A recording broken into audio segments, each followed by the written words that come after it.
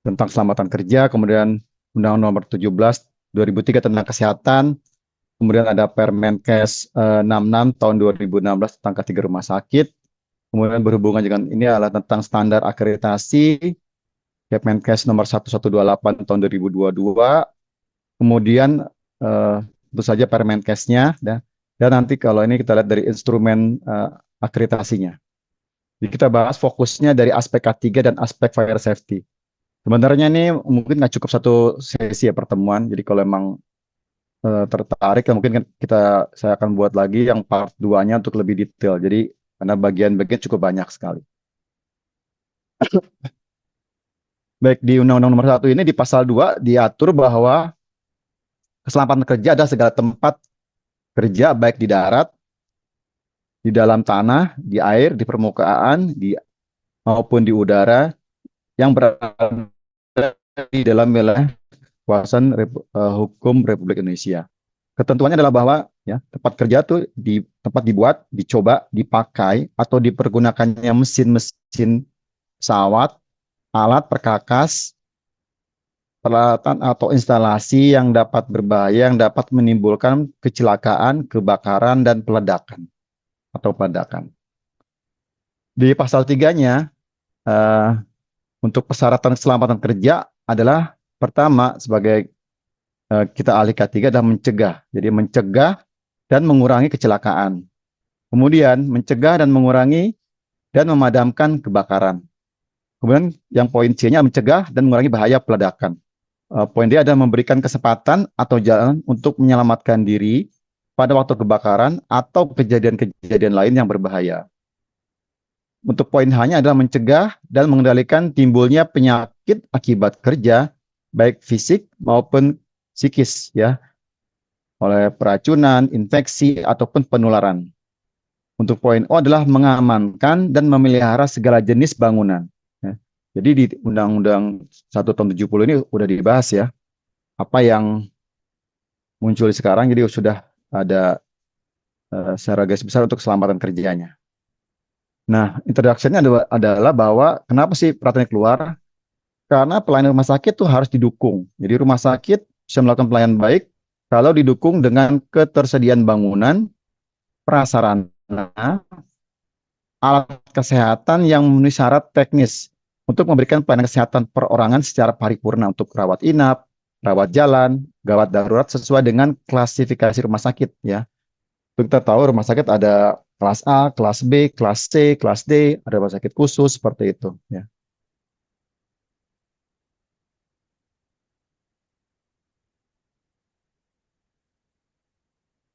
Kemudian peraturannya disusun sebagai langkah turunan dari di Permenkes nomor 14 tahun 2021 tentang standar kegiatan usaha dan produk pada penyelenggaraan perizinan yang berbasis risiko sektor kesehatan ya. Jadi di sini sudah dinyatakan bahwa bisnis rumah sakit adalah suatu perizinan yang berbasis risiko nih. Dan kewenangannya ini ya ada di Menteri Kesehatan yang menetapkan tentang persyaratan teknis bangunan, prasarana, peralatan kesehatan di rumah sakit. Ya.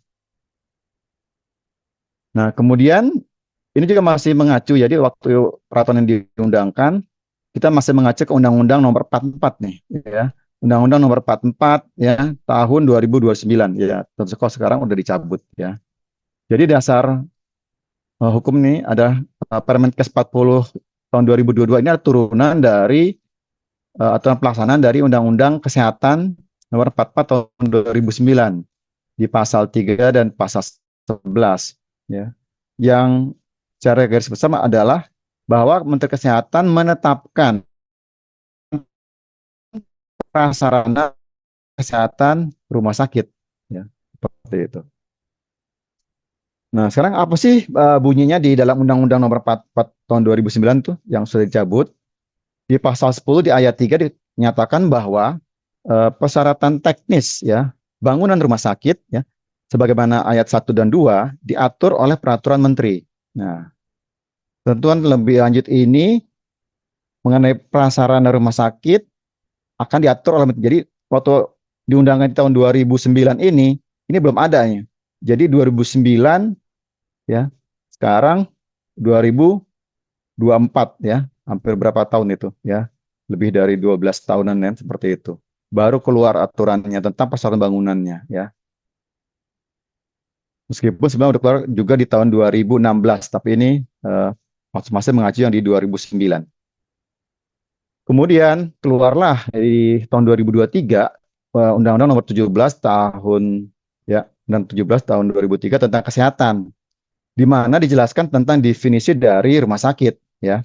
Rumah sakit ya, di sini adalah fasilitas pelayanan kesehatan yang menyelenggarakan pelayanan kesehatan perorangan secara paripurna melalui pelayanan kesehatan baik levelnya promotif, preventif, kuratif, rehabilitatif ataupun paliatif ya. Dan menyediakan pelayanan rawat inap, rawat jalan dan gawat darurat. Jadi ini definisinya. Jadi kalau memang masuk ini arti definisi masuk ke rumah sakit, teman-teman. Kemudian di pasal 189-nya, setiap rumah sakit mempunyai kewajiban ya. Di pasal 189 ini ya, di ayat satunya mempunyai kewajiban. Di poin I, menyediakan sarana dan prasarana umum yang layak, antara lain sarana ibadah ya. Jadi rumah sakit harus ada tempat ibadah, ada tempat parkir, ada ruang tunggu, sarana untuk penyandang disabilitas, wanita menyusui, anak-anak dan lanjut usia ya. Kemudian masih di pasal yang sama di 189 di huruf O, tadi di huruf I ya di awal ya, ini di huruf O, bahwa setiap rumah sakit ya mempunyai kewajiban memiliki sistem pencegahan kecelakaan dan penanggulangan bencana. Ya. Di sini nggak disebutin ya apa bencana, tapi munculnya ada di tentang di ayat penjelasan ya. Jadi penjelasan pasal 189 huruf O, rumah sakit dibangun serta dilengkapi dengan sarana, prasarana, dan alat yang dapat difungsikan untuk mendapatkan keamanan ya, untuk mencegah kebakaran atau bencana dengan terjaminnya keamanan keselamatan pasien, petugas, pengunjung dan lingkungan di rumah sakit. Ya, jadi ada penjelasannya di uh, untuk pasal 189 huruf O ada di pasal penjelasannya seperti itu. Jadi di awal nggak ada, hanya dikatakan penanggulangan bencana. Jadi kalau bencana itu termasuk ya kebakaran, bencana-bencana yang lain, ya gempa bumi seperti itu. Nah, kalau kita cek lagi di Permenkes 66 tahun 2016 tentang kategori rumah sakit, aturan ini dia masih mengacu di Permenkes nomor 24 ya, 24 tahun 2016 ya, tentang persyaratan teknis bangunan dan prasarana rumah sakit ya. Jadi kalau membahas gedung ya udah nggak cocok lagi ya peraturan ini karena udah ada aturan yang lebih yang terbaru lagi ya. Jadi pakai yang 42 tahun 2022 ya. Meskipun untuk Permenkesnya tentang kategori rumah sakit tetap mengacu ke sini, tapi untuk bangunannya kita mengacu yang terbaru seperti teman-teman. Nah, kalau kita tentang lihat di standar di Starkes ya, standar akreditasi rumah sakit ya di Kemenkes 1128 tahun 2022, di situ ada bab yang memang khusus ya. Itu nama di bab tentang MFK, tentang manajemen fasilitas dan keselamatan. Itu yang terdiri dari tentang masalah kepemimpinan, ada planning, ada keselamatan, ada keamanan, ada pengolahan B3 dan pengolahan limbah B3. Dan ada poin tentang proteksi kebakaran, tentang alat medis, tentang sistem utilitas, kemudian penanganan dan kedaruratan dan bencana nih ya. Hampir sama nih kalimatnya ya. Dan dibahas juga tentang konstruksi dan renovasi. Dan di poin terakhir adanya tentang pelatihan.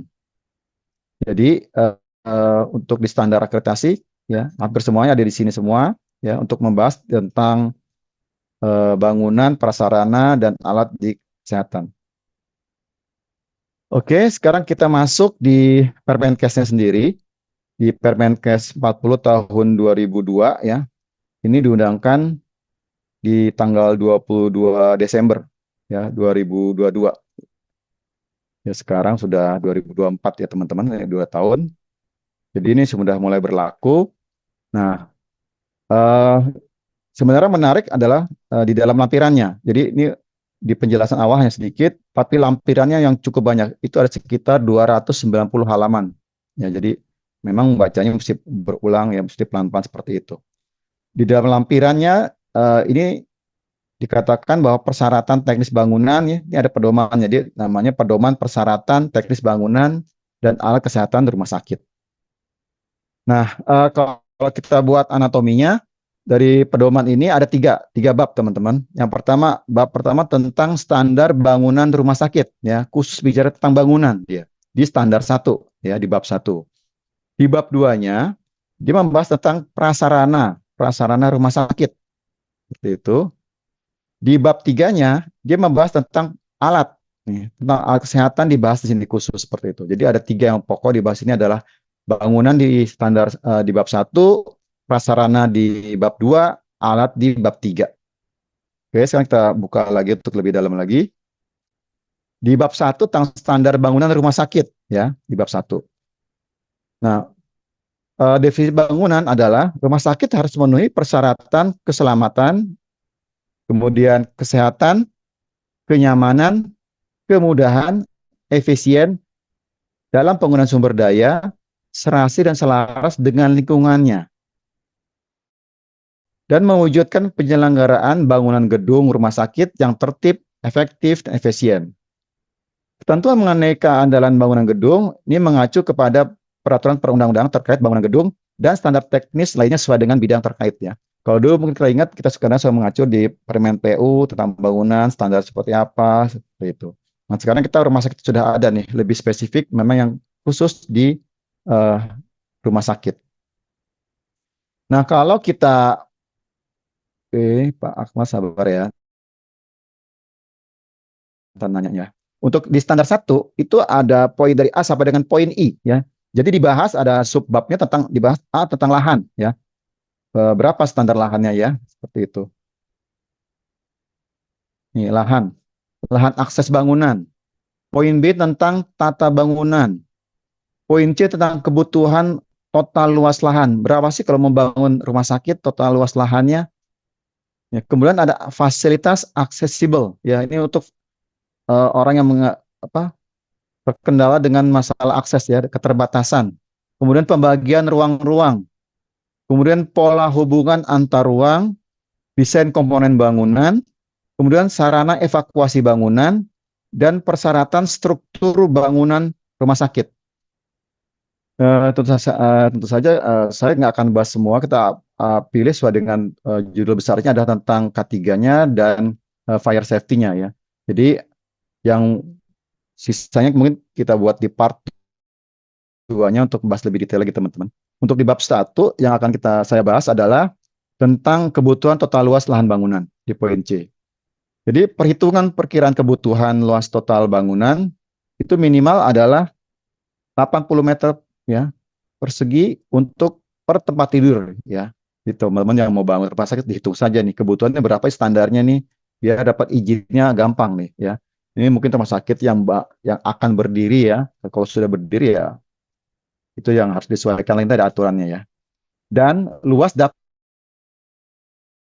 berdasarkan kebutuhan pelayanan rumah sakit serta pengembangan ruang-ruang penunjang pelayanannya ya.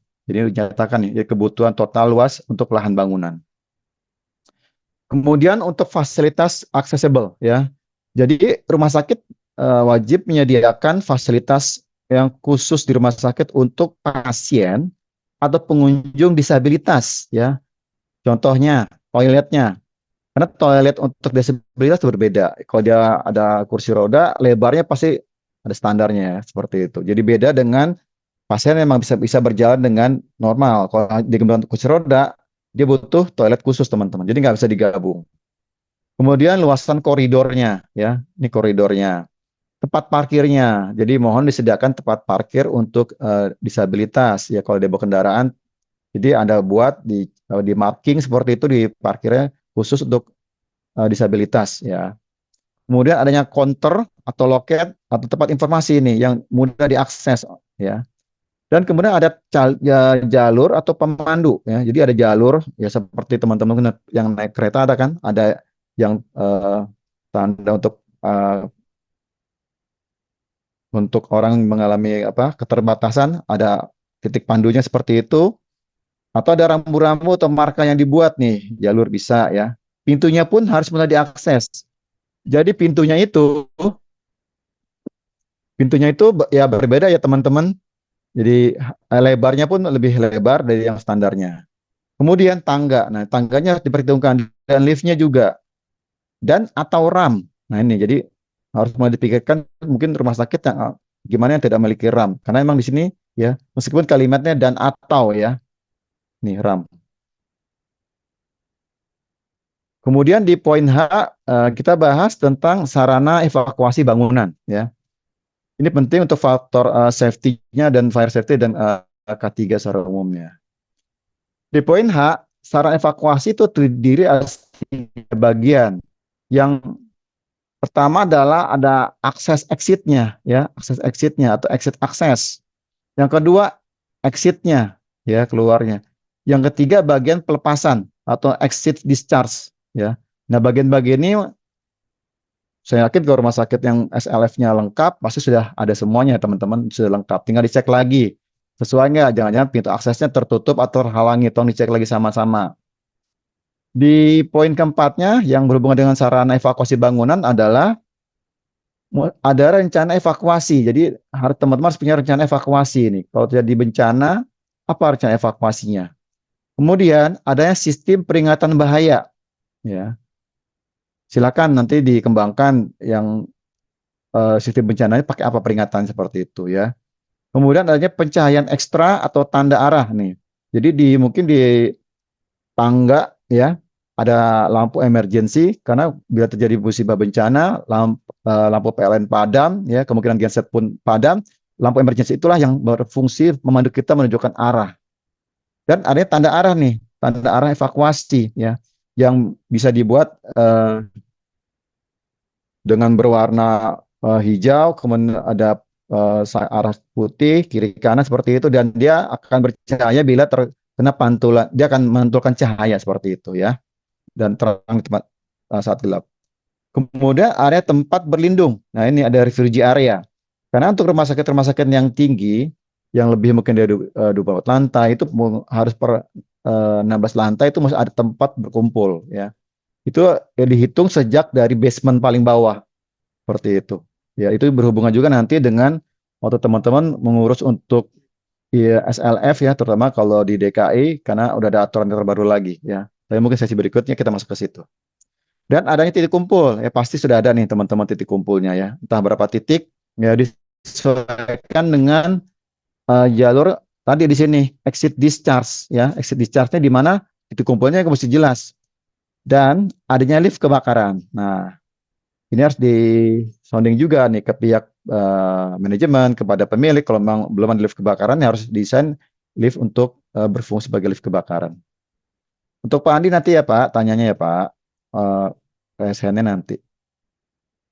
Kemudian di saran evakuasi bangunan ya, persyaratan teknis mengenai sarana ini juga mengacu kepada peraturan perundang-undangan. Ya, jadi memang belum detail. Nanti lagi ke Permen PU, Permenaker, tentang apa, tentang hidran seperti itu. Meskipun ada nanti dibahas di bagian berikutnya. Karena memang ada beberapa titik yang kita harus mengacu lagi kalau lebih detailnya seperti itu. Nah, kemudian kita masuk ke dalam bab 2 ya di standar dan standar prasarana rumah sakit. Ya. Di bab 2 ini terdiri dari poin A sampai dengan poin J ya. Pertama dia membahas tentang instalasi air bersih ya. Tentu saja dimanapun pasti kita butuh air ya, kita makhluk hidup butuh air. Kemudian bagaimana dengan air limbahnya? Nah ini juga dibahas sini ya, air limbahnya. Kemudian dibahas tentang sistem drainase air hujan dan lingkungan ya, karena sekarang arahnya adalah green zone hospital ya, termasuk untuk tata cahayanya, airnya. Jadi ada. Nah kembali di dalam aturan cuma dibahas ya. Kalau aturan yang sebelumnya belum ada. Nah, ini kita nanti bahas juga tentang sistem proteksi kebakaran aktif ya. Kemudian sistem proteksi kebakaran pasif serta sistem transportasi dalam gedung ya. Kemudian nanti ada tentang instalasi gas medis, kemudian sistem udara, sistem tata udara, sistem kelistrikan dan sarana elektronika bangunan dan ICT rumah sakit ya. Saya- seperti saya katakan di awal, saya tidak akan bahas dari poin A sampai dengan poin J karena banyak kita akan pilih sesuai dengan topiknya tentang fire safety-nya dan K3 secara general seperti itu, teman-teman. Yang kita bahas sekarang tentang instalasi air bersih, ya. Nah, di situ ada tentang perencanaan, ya, penyediaan dan distribusi air bersih di rumah sakit, ya.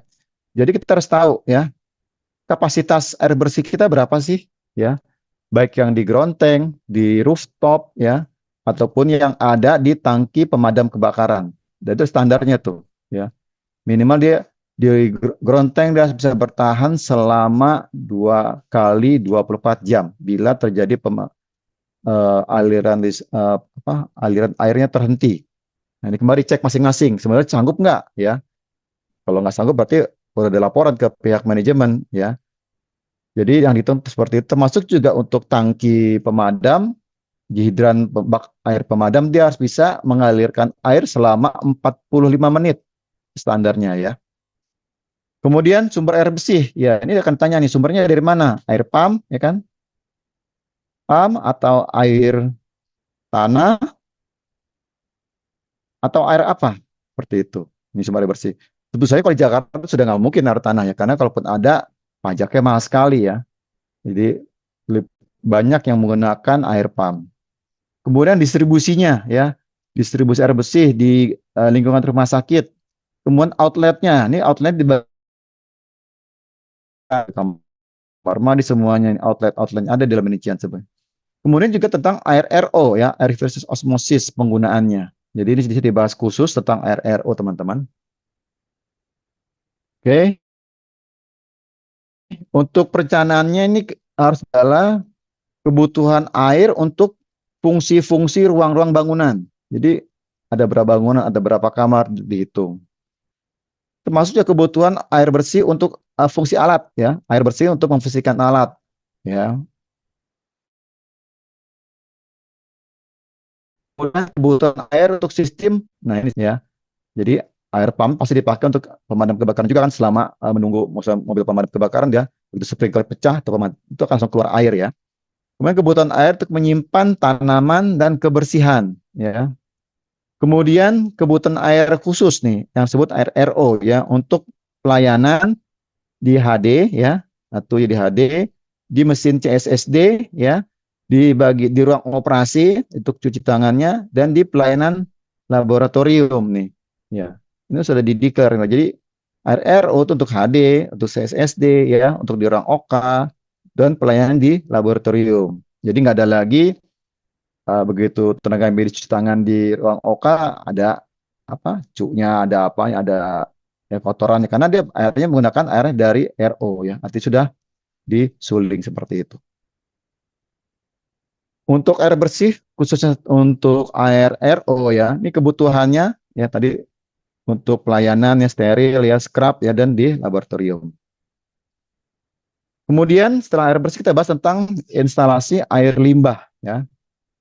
Ini penting juga karena kadang-kadang orang buang limbahnya ya, buang ke saluran kota. Nah, ini nggak boleh ya. Jadi sumber-sumber air kotor itu berasal dari nih poin A di kamar operasi ya, dari wastafel yang ada di tiap ruangan, dari slop sling ya, kemudian dari service sink, dari sink, dari shower, dari kran, dari stop valve ya, dari closet, dari urinoir, ini dan lain-lainnya. Jadi ini sumber-sumber untuk air kotor nih atau disebutnya black water ya. Kemudian kapasitas. Nah, kita harus tahu juga kapasitas air limbah kita ya. Perkiraan perhitungan minimal kapasitas sistem pengelolaan ini. Jadi limbah cair di rumah sakit nih, contohnya 500 liter dikali jumlah tempat tidur ya.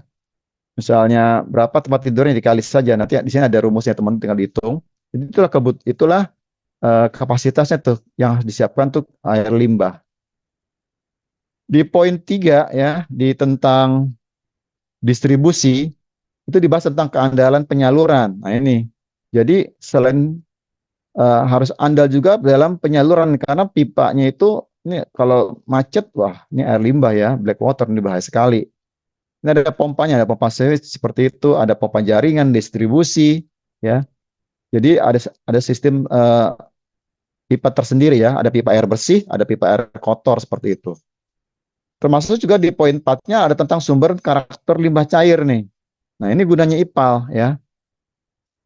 Pak Ridwan sebentar ya, kita bisa tanya jawab ya. Kemudian untuk sumber air buangan yang dihasilkan oleh semua kegiatan rumah sakit nih, yang disalurkan ke IPAL di rumah sakit ya. Ingat teman-teman, sekarang IPAL udah pakai aturan yang baru kan, di Rintek seperti itu ya. Udah beda, dulu mungkin masih izin tab IPAL tersendiri, sekarang udah pakai yang terbaru, pakai Rintek ya. Kalau pasti kalau belum siap ya agak ribet ya, tapi kalau sesuai dengan aturan pasti mudah lah. Oke, kemudian kita masuk ke tentang sistem proteksi kebakaran aktif ya. Jadi di sini ada tentang perencanaan. Jadi sistem proteksi kebakaran aktif itu adalah salah satu keandalan bangunan gedung ya terhadap bahaya kebakaran, sistem proteksi kebakaran yang wajib diadakan untuk bangunan rumah sakit ya, di mana sebagian besar penghuninya adalah pasien dalam kondisi lemah nih. Ya, ini udah dideklarasi bahwa penghuni rumah sakit itu beda ya dengan penghuni gedung di kantor, di tempat-tempat lain karena kalau evakuasi pasti penanganan berbeda teman-teman. Jadi itulah gunanya sistem proteksi kebakaran aktif ya. Sehingga dapat menyelamatkan dirinya dari bahaya kebakaran. Untuk sistem alarm dan deteksi kebakaran ya, ini ada lokasinya nih, lokasi penempatan instalasi deteksi alarm kebakaran di rumah sakit. Jadi kita bisa di sini. Jadi ruangan apa, butuh apa, seperti itu ya. Ini ada tabelnya, tinggal kita aplikasikan. Ini contohnya ya. Tabel penyediaan sistem deteksi alarm menurut fungsinya nih ya. Ini kalau di lantai 1 ya, eh, ini untuk luasannya bebas ya, artinya TAB, tidak ada batasan luasan. Sistemnya manual ya, artinya nggak perlu ada sprinklernya. Tapi kalau udah masuk ke lantai 2 sampai dengan lantai 4, ini sistem deteksi harus ada otomatis karena nggak mungkin kita ada di lantai 1, kita nggak mungkin kontrol yang di atas kan seperti itu. Ya 24. Apalagi sudah lebih dari 4 lantai ya. Dia harus udah menggunakan otomatis ya seperti ini. Jadi kalau satu lantai nggak perlu lah seperti itu. Tapi kalau udah bertingkat lebih dari dua ke atas ya otomatis semua nih sebenarnya sama ya. Nomor poin 2 dan 4, 3 bersama teman-teman. Ya, jadi 2 ke atas sudah pakai otomatis ya. Kalau rumah sakit satu lantai, datar seperti itu tidak perlu ya. Kemudian nih lokasi penempatan detektor kebakaran pada ruangan di dalam rumah sakit ya. Oke, ini contoh detektor kebakarannya. Ada yang detektor panas, ada detektor asap, ada yang karbon ya, ada yang multisensor, ini lumayan agak mahalnya. Ini ada manual checkpointnya ya untuk alarmnya ya. Saya yakin di semua tempat ada nih ya. Jadi kapan kita pakai head detector? Nanti lihat di tab ini. Detek ya. Di pas saya pun masih hanya pakai ini ya, belum pakai yang di saya belum juga ya. Mungkin atau sudah sekarang sih ya. Ini kalau di ruang contohnya nih di kamar operasi, apa yang dibutuhkan? Detektor panas enggak? Eh, Peningkatan suhu tidak. Kemudian di poin 3 tentang alat pemadam api ringan, tentang APAR ya. Jadi di peraturan ini, mungkin teman-teman kalau lihat di aturan yang sebelumnya kita mengacu ke Permen Naker tentang jarak ya. Ini kemarin juga saya edukasi tentang ini. Mereka nanya, kok beda ya rumah sakit? Ya karena kita mengacu ke sini nih. Jadi untuk di aturan ini yang terbaru ya, untuk APAR di setiap tempat atau titik itu jaraknya tidak lebih dari 25 meter. Nah, sedangkan saya pun masih memakai jarak yang 15 meter ya, 15 meter per titik dan tergantung aparat jenis apa tergantung dari fire safety risk assessment yang kita buat. Kalau dari risiko kebakarannya sumber dari bahan bakar, artinya kita pakai foam. Kalau listrik pakai CO2 seperti itu ya.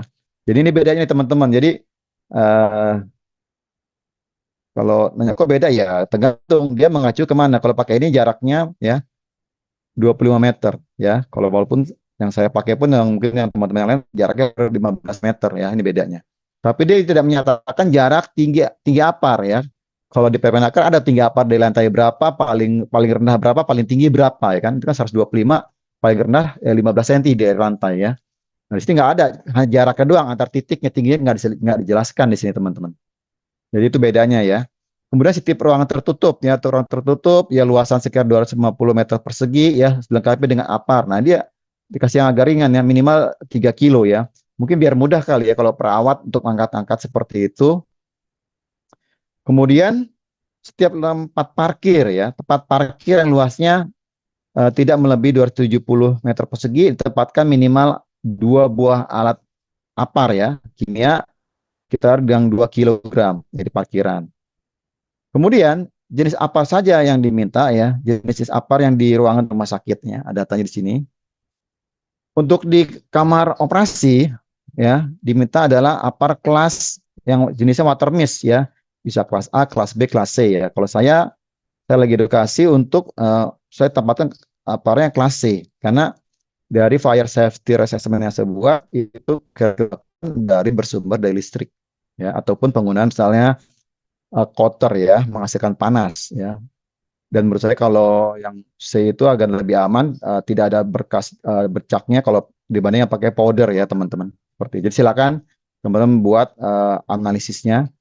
Untuk ruang MRI ya, ini pakai seperti ini ya. Yang ABCD sebenarnya harusnya ditambah lagi nih yang antistatik ya. Di sini nggak dijelaskan, tapi harusnya kayak MRI atau antistatik. Artinya aparnya itu ya, apar yang seperti ini teman-teman ya. Jadi dia kalau dikena nggak nempel ya, nggak ketarik seperti itu. Kalau dari besi di betul ini ya nggak bisa ya seperti itu ya. Ya ataupun misalnya yang CO, apalagi CO ini kan teman-teman ini berat sekali gitu ya aparnya ya. Jadi ya kalau ini saya taruh yang paling kecil, nah ini sekitar 2 kilo ya. Isi 2 kilo tapi karena beratnya bisa lebih dari 5 kilo ya. Taruh di ruang kamar operasi. Sedangkan untuk apar yang foam ya, ini foam tulisannya ya, saya taruh di dekat dengan sumber bahan bakar, ya, solar, dekat bensin seperti itu. Jadi memang ada berbagai jenis apar yang ada di rumah sakit. Ya. Kemudian untuk dari ruang data processing ya, ini water mist atau halotron ya, bisa juga atau teman-teman bisa juga pakai ya FM 200 seperti itu ya, FM ya. Sehingga lebih mudah ya, tinggal diedukasi tentang bahaya kalau udah dirilis di charge-nya itu kan hanya sekitar 60 detik ya. Jadi perlu edukasi di situ, tantangan di situ ya. Jadi di ruang-ruang khusus ya disiapkan yang sifatnya otomatis ya. Dan sensor ada di atas dan ada di bawah di lantai karena ada dia tuh naik ke atas di atas lantai ya. Untuk ICU ya tetap water mist ya ABC. Nah, kalau teman-teman ada helipad ya, ini uh, alat yang beroda yang seperti gambar yang tadi ya, beroda ya, mantap. Nah, oh nggak ada ya. Bergambar sehingga mudah dibawa ya. Untuk dapur, nah ini untuk dapur atau ya, dapur besar itu ya kimia basah ya, ini kelasnya kelas C, sorry kelasnya kelas K ya, kelas kitchen. Jadi lumayan ya, ini lumayan mahal ya harganya dibanding yang powder. Jadi yang mahal itu apar untuk dapur dan apar untuk MRI ya, karena harganya bisa 25 jutaan ya, karena statiknya ini juga mahal ya karena dia isian seperti itu ya, silakan di atas 1 juta lebih ya. Untuk ruang diesel atau generator karena bahaya kebakaran dari listrik ya kita pakainya CO ya, jenis CO ya, bisa B atau C ya, saya pakai yang C. Untuk ruangan lain kimia kering ya, ini sesuaikan seperti itu. Jadi ini bisa dipakai, lihat uh, tempat dinasnya di mana, cocok seperti disesuaikan seperti ini. Pakai yang di sini ya Pak Iksan, nanti ya sesi tanyanya ya. Oke, kemudian jenis apar. Nah, ini dari penjelasannya lah ya. Apar kelas A meliputi benda yang mudah terbakar ya. Ini pasti teman-teman dapat pelatihan ya. Tentang kayu ya, kayu, kertas ya, kain, majun seperti itu pakainya yang apar kelas A ya. Seperti ini. Nah, tadi ya. Ya, ini kan kelas untuk kelas A nih, dia bentuknya powder ya. Seperti itu. Ya, seperti ini yang kelas kelas A-nya yang powder ya. Untuk kelas B-nya ya cairan yang sifatnya gas seperti ini, mudah mengelola minyak ya. Dia bisa pakai yang foam ya. Yang foam kan ada tulisan di sini foam ya, pakai yang jenis foam jadi ya disiapkan. Kemudian untuk C-nya ya, untuk C-nya di sini untuk peralatan listrik ya, dia pakainya kalau saya pakainya CO ya. Kalau C memang khas ya teman-teman, dia tabungnya berat dan beda juga dari corong ya. Corongnya dia seperti ini. Jadi kalau dipegang jangan pernah pegang di sini, pegang di ujungnya. Kalau enggak, Anda bisa apa ya, tangan jempol bisa seperti beku karena dia sifatnya dingin seperti es seperti itu ya. Tekanan juga kencang ya. Untuk Kak, saya nggak ada contohnya teman-teman, maaf ya. Nanti untuk Kak, ini untuk kelas di tempat kebakaran ya. Ini yang di dapur yang untuk minyak seperti itu ya. Dan dia tetap mengacu di SNI 180 tahun 2021 tentang APAR portable seperti itu ya.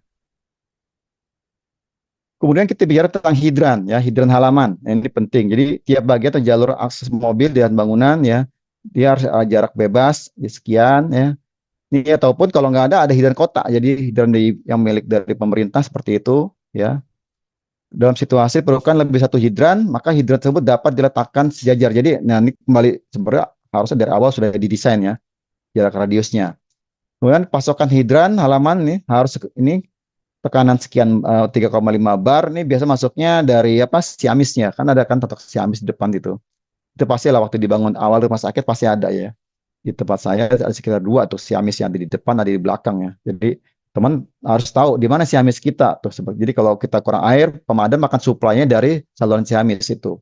Dan kalau bisa tahun sekali dicoba ya di blasting. Jadi mungkin jangan banyak kotoran di saluran pipanya itu ya. Serta mampu mengalirkan air nih ya selama 45 menit nih untuk hidran ya teman-teman. Ya tadi saya katakan ya. Jadi hidran kita harus bisa bertahan ya menunggu mobil pemadam datang. Dia harus bisa mengeluarkan air tuh sprinkle dia dalam gedung kita ya selama 40 menit. Makin luas gedungnya ya makin banyak kita menampung airnya ya. Kemudian untuk sprinkle kebak otomatis ya, sprinkle dipasang sesuai dengan klasifikasi huniannya nih. Ya, kan ada bahaya ringan ya, ringan, sedang maupun berat nih. Dilihat sarannya, saudara kerjanya nih ya. Dilihat kepala sprinklenya ya, aliran airnya, kemudian penempatannya letaknya di mana nih. Kemudian jenis kepala sprinklenya dia teman-teman lihat deh. Lagi nanti di kantor besok ini sprinkle jenis apa sih kan ada warna-warnanya seperti itu ya. Pak selamat sebentar ya Pak. Kemudian sistem otomatisnya dipasang di seluruh bangunan nih, kecuali ruangan yang dianggap tidak diinginkan karena sifat atau fungsi ruangannya nih.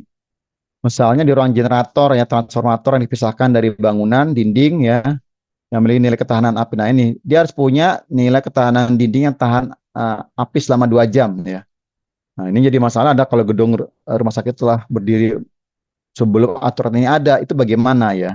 Kalau nggak salah kan ada tuh firewall yang dibuat seperti apa? Seperti rolling door gitu ditarik, dia bisa nahan api. Jadi kalau tinggal ditempel di atas seperti itu, ya.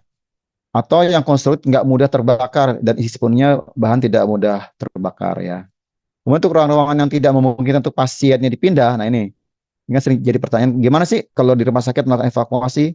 Jadi untuk pasien yang nggak mungkin dipindah, ya misalnya dicontoh di ruang operasi ya, ruang ICU, ruangan radiologi, kan lagi pasien di operasi nggak mungkin dipindah di ICU dia lagi butuh alat ya justru dia bisa bertahan minimal 2 jam di situ makanya dia diminta di sini ada dinding lantai yang punya ketahanan api ya 2 jam nah seperti itu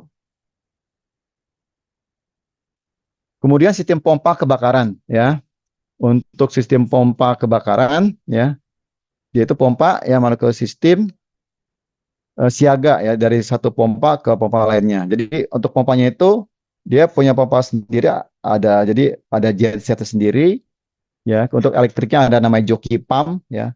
Dan kalau bisa seminggu minimal 1 minggu sekali dipanaskan ya, dicoba setengah jam seperti itu jokinya ya. Dan ada dokumentasi untuk pelaporan. Kemudian jangan lupa juga dipanaskan juga untuk apa hidran genset hidrannya karena kan dia kalau bisa mati dia ada pompa sendiri untuk mendorong air keluar di sprinkle seperti itu ya. Kemudian hisapan-hisapan mesin hisapan dicek ya masih berfungsi, pasti udah ada tinggal dicek lagi teman-teman ya karena pasti udah ada sebelum teman-teman bekerja di sana.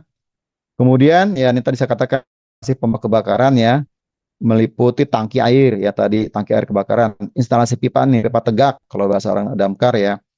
Ada pompa nih pompa kebakaran, pompa joki yang disebut joki pump ya. Kemudian penggerak pompa kebakaran ya dan instalasi dicek semuanya. Jadi kondisi harus baik termasuk kalau ada pipa yang ditanam di dalam tanah.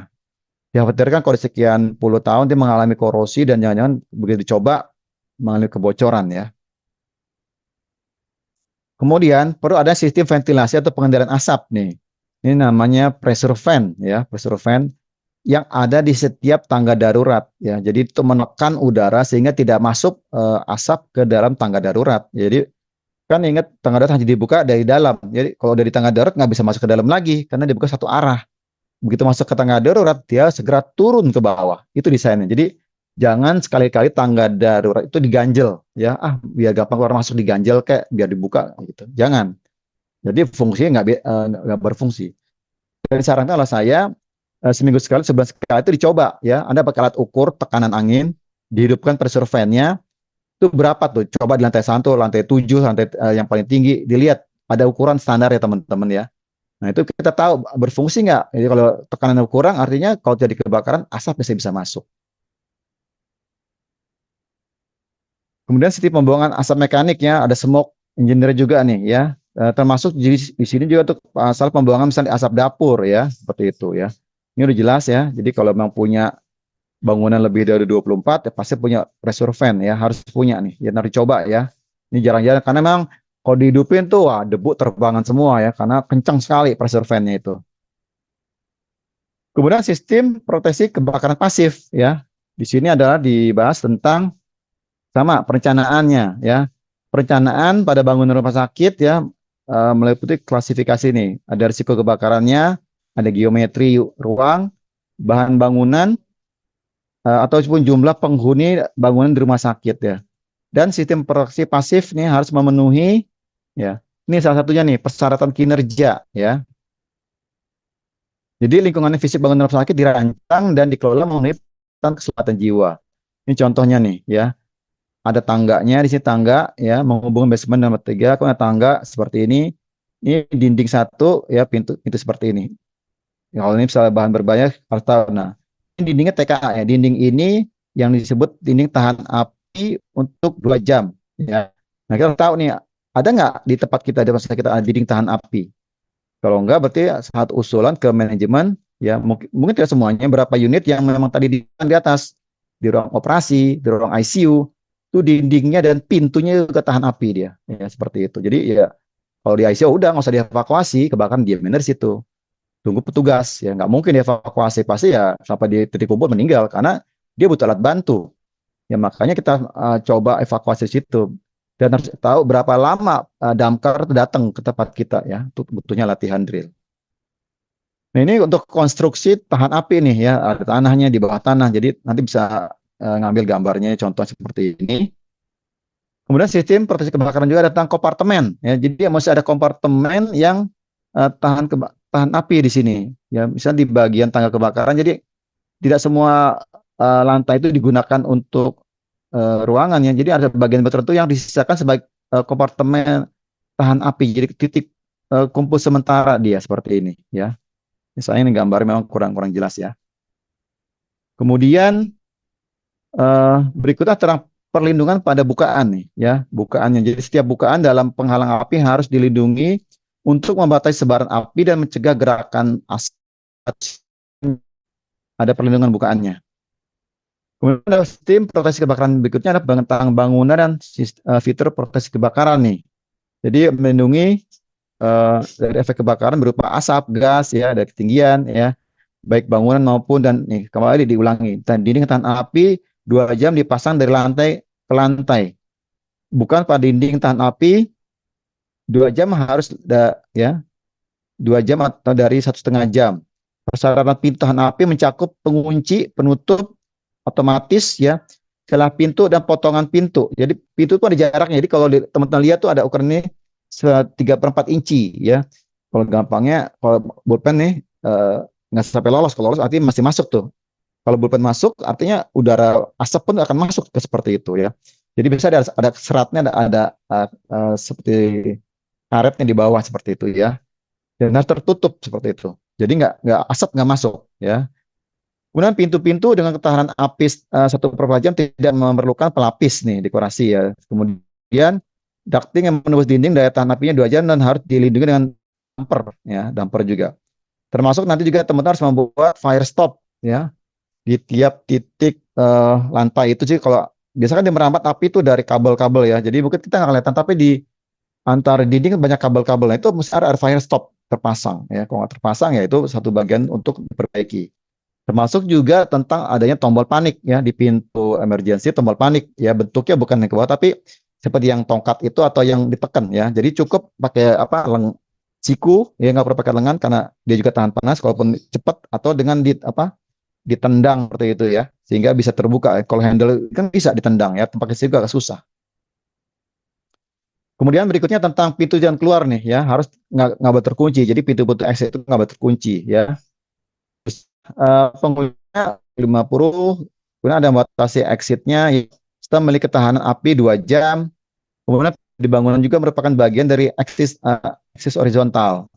Tangga atau ram yang melayani sarana kejantung harus memiliki pegangan nih. Jadi ramnya itu ada pegangan ya pada penumpu, minimal satu sisi ini ya. Idealnya sih dua kiri kanan. Tapi terkadang pihak eh, membangun gedung di tangga berinci biar hemat cuma satu sisi ya. Tapi kalau di sini dibolehkan ya satu sisi ya. Ideal sih dua sisi. Jadi kalau pegangan kiri kanan bisa. Karena satu panas, satu sempit seperti itu ya. Jadi ataupun buat kalau saat kita merah. Kemudian pintu-pintu ruang boulder ya, pemanas baru sarana biar terbuka lewat alat pelepas otomatis ya, ada alatnya seperti itu. Kemudian di poin D tentang memasang dan sistem alarm kebakaran nih. Jadi ada transmisinya otomatis ke dalam sistem ya. Jadi udah sistem otomatis terkoneksi dengan kantor. Nah ini jarang nih, terkadang-kadang kita tetap pasang telepon manual ya. Yang diminta terkoneksinya dengan kantor pemadam terdekat ya, atau pusat layanan komunikasi utama atau sistem komunikasi nih ya. Kalau di damkar nggak bisa, mungkin dengan kantor di pusat ya, seperti itu, atau di pos kontrol ya, di ruang control room seperti itu ya. Kemudian untuk panel utama ya terletak di lingkungan area yang terlindungi dinding dengan tahan api 1 jam dan pintu kebakaran 3/4 jam dan diawasi dalam ruang dilengkapi dengan detektor asap ya. Panel pengumuman nggak jauh dari berlokasi disetujui ya pemadam nih. Dia harus izin di sini artinya. Panel pengumumannya nggak ya disetujui oleh pihak damkar ya. Jadi bangunan rumah sakit harus memenuhi persyaratan deteksi dan alarm terkait keselamatan jiwa sesuai dengan pedoman. Nah, di sini yang diminta tentang perlindungan penghuni terhadap bahaya asap. Pertama ya bukan vertikal ya, dinding tahan api. Nah ini toko mainan ya yang kalau ada kita apa namanya tenan ya. Kemudian persyaratan dinding interior. Jadi kalau cat dinding jangan dipikirkan tuh jangan sampai itu untuk merambatnya jalur api seperti itu ya. Kemudian ada partisinya atau dinding pembatas dan kompartemen nih. Ada kompartemen asap tadi udah dibahas di atas.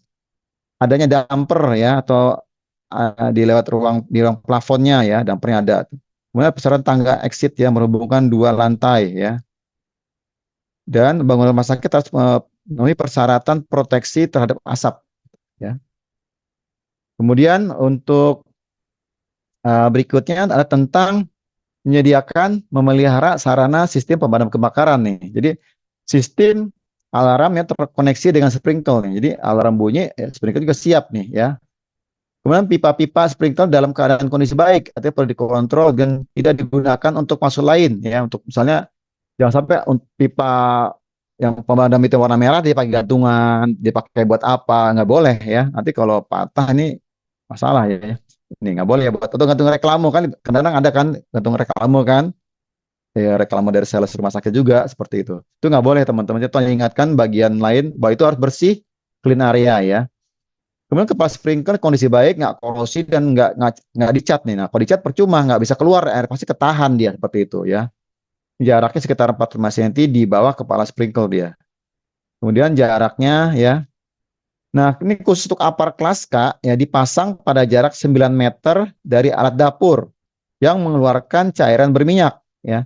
Ini pun saya lagi mengajukan dan alhamdulillah disetujui ya. Jadi di depan saya hitung, saya punya 2 dapur, satu dapur luasnya sekian, itu saya membutuhkan 3 apar kelas K. Dapur berikutnya 2 lantai, saya hitung lagi membutuhkan 3 seperti itu. Jadi siap saya minta 6 dikasih ya.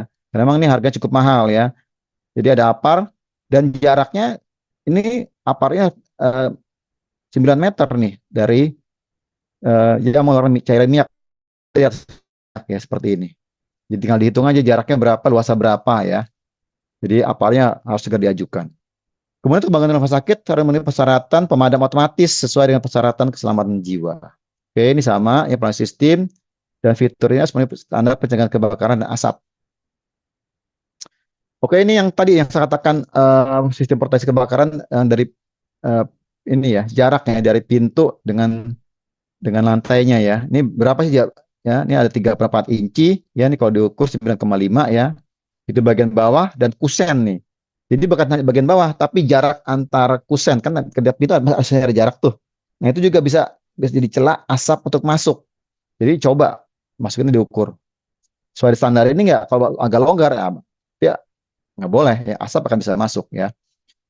Ini jarak-jaraknya bisa diikut teman-teman ya. Di sini bisa dia ambil aja, termasuk pelapis lantai seperti itu juga lah ubin ya. Kemudian di bab 3, di bab standar 2 tentang sarana rumah sakit tadi bangunan, prasarananya ya.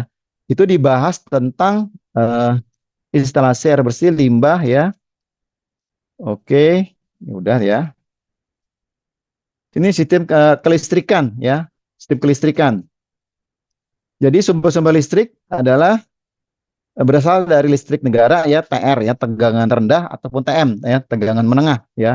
Ini yang di bawah 200 kVA ataupun di atas 200 kVA ya, menggunakan sambungan tegangan seperti ini.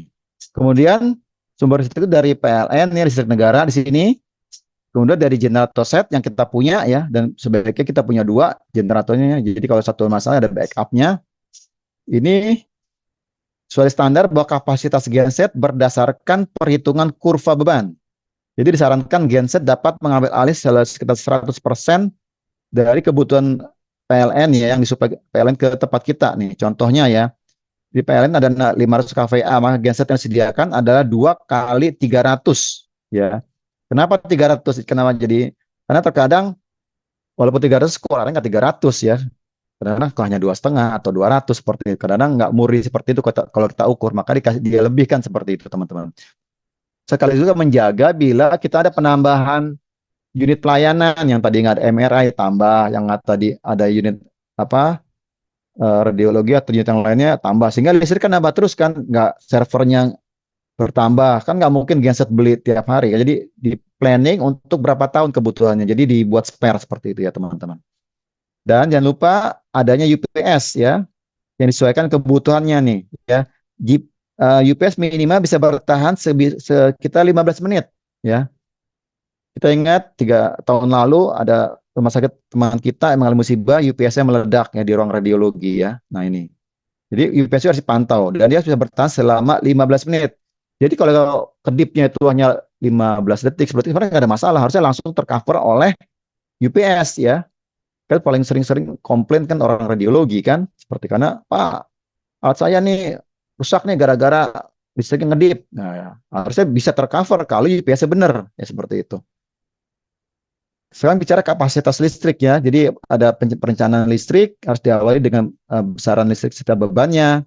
Kemudian digunakan perhitungan dengan asumsi sekitar 5 kVA per tempat tidur ya perhitungannya. Kemudian ada perhitungan kebutuhan secara untuk apa saja nih, misalnya untuk penerangan ya, stop kontak umum, stop kontak khusus ya, misalnya untuk bed head, pendarat lainnya, untuk chiller ya, outdoor, kompresor, AHU ya, ini bisa dihitung ya, dan terpisah nih di panel-panel teman-teman ya. Termasuk pompa-pompa air nih, IPAL ya, pasti pakai listrik kan, air kotor, hidronya nggak boleh berhenti nih. Kalau air kotornya berhenti, wah banjir tuh rumah sakit pasti kelelep ya, karena air kotor meluap ya. Kemudian termasuk juga untuk transportasi vertikal nih, untuk lift ya, untuk dam water, untuk pneumatic tub. Ini pneumatic tub ya, kalau kita di Archimedes ada yang masuk tabung tuh, masuk pipa, tek tekan sus terbang seperti itu. Jadi nggak perlu diantar lagi ya. Kalau dulu pakai pneumatik ya. Kemudian aspek sana pakai puil. Nah ini kembali nih. Ya jadi ini dibutuhkan seorang ahli K3 listrik, atau minimal teman-teman kalau nggak susah harus punya teknisi K3 listrik ya, dia biar dia ngerjain puil ya. Pusing juga kalau K3 umum megang ini juga ya, puil lagi bisa belajar lagi ya. Ini contoh kurva beban ya, yang ada ini juga sebagai gambaran nanti bisa lihat teman. Jadi dilihat ya, kapan nih peaknya dia, jam berapa nih, kan bisa dicoba nih ya. Tapi harus punya alatnya ya. Kalau nggak punya alatnya bisa juga panggil vendor ya, ya sama. Kan bisa ada termo kan, alat termografi yang dihitung kan, panen seperti itu. Kualitas listrik nih, jadi kualitas listrik ya stabil tegangannya sini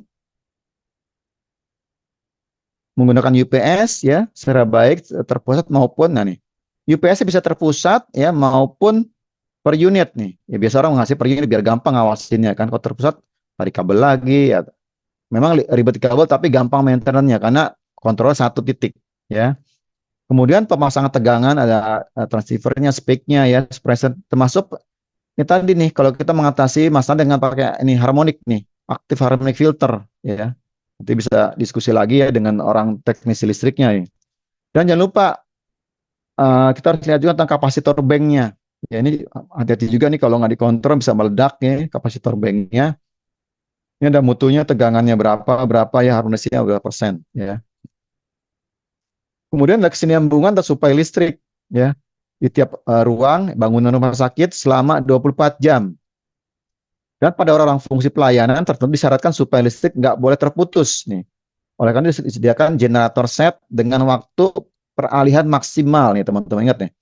Standar ini maksimal 15 detik. Jadi teman-teman yang rumah sakitnya peralihan masih manual, begitu listrik mati, oh baru petugas lari ke genset, hidupin gitu kan. Coba dihitung deh. Nyampe nggak dia misalnya tongkrongan di 15 detik? Kalau nggak nyampe, usulkan untuk otomatis atau posnya dia dekat genset ya, seperti itu 24 jam.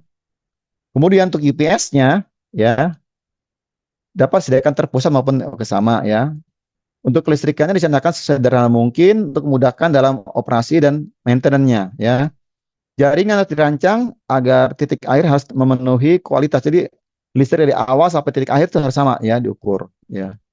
Kemudian sistem kelistrikan direncanakan sejak awal pembangunan. Jadi ya sejak awal desain yang jadi masalah kalau rumah sakit 20 tahun berdiri, nah kan listrik nambah terus ya. Tadi genset yang lama juga. Nah, itu bagaimana masih mengcover enggak? Ya. Kalau mengcover kan harus menghitung bagian mana yang perlu mungkin harus ya didahulukan, bagaimana yang bisa nunggu lagi seperti itu. Ideal semua tercover, tapi yang terbaru nih 100% ya teman-teman, jadi nggak bisa dipisah-pisah lagi ya. Ini contoh ya untuk sebenarnya kita bantu bagian mana sih yang berisiko yang harus diutamakan. Ini contohnya nih di bagian IGD. Ini ada kelas 0, kelas 1, kelas 2. Makin tinggi kelasnya berarti dia makin membutuhkan ketergantungan terhadap listrik. Kalau di IGD yang paling penting nggak boleh mati listrik di ruang tindakan. Ini di kelas 2 ya. Nah, kalau di rawat jalan, di Rajal, pendaftaran boleh lah mati ya, karena kelasnya 0, ya kan. Ruang tunggu, nggak apa-apa, nunggu ini kalau masih gelap, bisa pakai baterai handphone ya. Di ruang periksa, nggak boleh, dia kelasnya kelas 1. Di ruang tindakan, dia kelasnya kelas 2. Nggak boleh mati sama sekali, ya. Termasuk di sini ada untuk hitungan detiknya juga, teman-teman di sebelah kanan ya. Untuk rawat inap, nih, di kamar pasien, di kelasnya kelas 1 ya, bukan kelas 0 ya. Di ruang tindakan, kelas 2. Ruang isolasi, kelas 1. Terus ke bawahnya ada ya, termasuk di kebidanan seperti itu ya. Nah, yang di sini ya contoh di ruang bedah sentral ya, kamar bedah nggak boleh mati ya kan, semua harus hidup ya. Yang lainnya boleh tuh pendaftarannya, ruang anestesi boleh ya, ruang tindakan nggak boleh dia. Di ICU ini hampir semuanya kelas 2 ya, kecuali ruang linen itu pun kelas 1 ya. Ruang gudang obat ya, semuanya masuk kelas 2 harus hidup terus ya. ICU, NICU, PICU ya, ruang luka bakar harus kelas 2. Nah, ini definisinya nih, kelompok O adalah lokasi di mana tidak ada bagian terapan yang akan digunakan. Masih nggak ada masalah kalau mati ya, karena tadi contohnya di pendaftaran. Kelompok 1 adalah lokasi medik di mana bagian terapan yang dimaksud untuk digunakan secara eksternal masuk ke sembarang bagian tubuh ya, kecuali oke. Di kelompok 2 lokasi medik ya, di mana terdapat bagian terapan yang digunakan, contohnya nih di ruang operasi, ruang bedah ya. Ini nggak boleh kalau listrik mati, ini bisa terjadi kegagalan ya. Seperti itu. Dan suplainya dapat menyebabkan kematian pasien. Jadi yang berisiko masuk kelas 2 ya. Lihat di tabel itu teman-teman. Kemudian standar juga tentang sarana elektronik ya. Jadi ini harus ada nih standar kalau sistem deteksi alarm kebakaran masuk di sini ya, tata suara ya, sistem panggil perawat, nurse call ya, code blue, paging ya, masuk di sini, CCTV ya harus tetap bisa dilakukan. Kemudian termasuk integrated integrated building management system ya, ada juga. Kemudian persyaratan sistem elektronik ya atau ICT ya. Jadi harus dia tercover juga sistem elektronik di bangunan. Kemudian bab terakhir tentang standar peralatan kesehatan ya, alat ya, eh, dibahas tentang pemeliharaan ya. Jadi pemeliharaan apa dibagi jadi dua kategori ya, meliputi inspeksi, preventif, inspection ya, kemudian korektif ya di sini. Jadi ada preventif, ada korektif seperti itu ya. Jadi ini jadwal pemeliharaannya nih ya yang dilakukan oleh usernya ya. Jadi bukan orang elektromedis semua. Kalau alat ada ribuan, kapan selesainya? Jadi usernya harus rajin merawat alat tersebut ya. Nanti diedukasi oleh elektromedis. Kemudian di F-nya tentang di ruang dekontaminasi ya. Dekontaminasi. Ini syaratnya ruangannya itu diperoleh saat acceptance test ya, kemudian bahaya kontaminan ya, penggunaan maksimal, artinya nggak ada lagi cerita rumah sakit nggak punya ruang dekontaminasi ya, pasti kalau semua ada akreditasi pasti punya dan pasti ditanya dan pasti akan dilihat mana ruangnya, minimal kan di dekat IGD ya ada pancuran untuk apa hidrannya, untuk washernya ya, kan ada tempat yang wajib ada ya di dekat IGD, itu emergency shower, kemudian termasuk juga ada washer, kemudian di lab PK itu ada washer, kemudian di TPS B3 ada washer, kemudian kalau punya lab biomol, Anda harus punya washer sama emergency shower, itu harus standar, harus ada semuanya ya. Jadi itu satu bagian untuk dekontaminasi. Pelaporan, jadi pelaporan ini satu bagian tentang pemeliharaan preventif ya, laporannya seperti apa dipelihara ya, diajukan dalam bukti untuk merekam kegiatannya. Jadi bukti kegiatan apa ya dalam bentuk pelaporan ini ya. Dan terakhir di bab 3 tentang pengujian dan kalibrasi ya. Jadi alat itu melakukan uji dan kalibrasi juga sesuai dengan fungsi dari fisiknya ya. Uji kesesuaiannya seperti itu ya. Kalibrasi alat digunakan untuk melakukan akurasi dan ketelitiannya ya, dijamin besaran sesuai dengan apa yang ada di alat tersebut. Jadi pengujiannya nih, jadi penguji nanti memiliki sertifikat ya, ada lolos uji ya, ada masa berlaku ya, ada tanda aman atau tidak aman, ada fungsi keluaran ya, perbaikan seperti itu. Pengujian nih dilakukan ya, tujuannya adalah memastikan kesesuaian karakter alat dari suatu bahan ukur atau instrumen ya. Jadi bayangkan kalau instrumennya nggak akurat, nanti diagnosnya pasti nggak akurat juga ya, seperti itu. Jadi para kesehatan harus lulus kalibrasi dan mendapatkan sertifikat kalibrasi serta tanda layak pakai. Ya, biasa ditempel tuh ya di alat tersebut ya, sertifikat disimpan biasanya. Ini contohnya nih alatnya nih, contoh di alat IGD, ya rinciannya alatnya apa saja, ya jumlahnya ada ya. Ini hanya sebagian yang ditampilkan di sini. Nah, penutup di peraturan ini kan diundangkannya di 21 Desember 2022. Oke. Di pasal 5 dinyatakan bahwa bangunan rumah sakit yang telah berdiri dan operasional sebelum peraturan ini berlaku harus menyesuaikan peraturan paling lambat 3 tahun. Jadi kalau ini diundangkannya 22 Desember, paling lambat di 20 ya. Ini harus udah oke rumah sakitnya ya. Kita masih untung masih ada di Desember ya. Sorry, di Januari ya. Di Januari 2024. Ya, masih punya waktu sekitar 2 tahun lah. Jadi silakan teman-teman ingatkan manajemennya, ini loh pasal ini loh. Karena pasti berhubungan dengan biaya. Ini mahal sekali. Kalau nggak jangan sampai mau akreditasi baru beli firewall segala macam lah. Ribet ya. Dan sekarang diajukan. Ini rumah sakit yang telah berdiri dan operasional. Nah, untuk rumah sakit yang memiliki izin tetapi bangunannya nggak terintegrasi, yang nggak saling terhubung, nggak sesuai, juga sama, dikasih masa tenggat 3 tahun juga sama nih. Ya, kita semua ada di sini ya, di kotak kuning. Ya, nanti tenggat waktunya di Desember 2025. Ya, jadi silakan ingatkan manajemen atas batas waktu yang diberikan nih. Jadi kalau teman-teman akreditasinya 2022 ya, pasti di 2025 udah mulai kena nih ya. Ya kan kalau 3 tahun pasti di sini kena lagi nih. Jangan sampai wah nggak siap nih. Ini karena kosnya mahal sekali. Baik, itu teman-teman, Pak Arif. Terima kasih. Waktu saya kembalikan ke Pak Arif. Baik, terima kasih Pak Wahyuda, luar biasa ya teman-teman semuanya. Dan ini sudah ada yang bertanya sebelum kita lanjut ke sesi tanya jawab teman-teman semuanya. eh ada beberapa informasi yang akan kami sampaikan terlebih dahulu. Untuk teman-teman semuanya, silahkan yang ingin bertanya bisa tuliskan pertanyaannya di kolom Q&A ya. Dan nanti akan kita berikan kesempatan teman-teman untuk bisa dijawab satu persatu pertanyaannya oleh Pak Wahyuda. Atau jika ada yang ingin bertanya langsung, silahkan klik raise hand. Nah, pertanyaannya wajib sesuai dengan topik yang dibahas. Terkait absensi nanti akan saya berikan di kolom chat Zoom ya setelah saya menyampaikan beberapa informasi untuk Bapak Ibu semuanya. Yang pertama untuk aplikasi Mika ya, silakan bisa dipastikan apakah sudah platinum atau belum ya. Karena ini berhubungan dengan sertifikat. Jika teman-teman ingin mendapatkan sertifikat, maka silahkan bisa di-upgrade terlebih dahulu menjadi platinum. Ya, kalau misalkan masih silver nanti ada gemboknya ya, ini yang di sebelah kanan. Maka sertifikatnya tidak langsung terbit ya. Nah, silakan bisa dicek di aplikasinya teman-teman. Nanti kalau sudah platinum maka teman-teman bisa mendapatkan sertifikat dengan catatan sudah mengisi absensi seperti itu ya.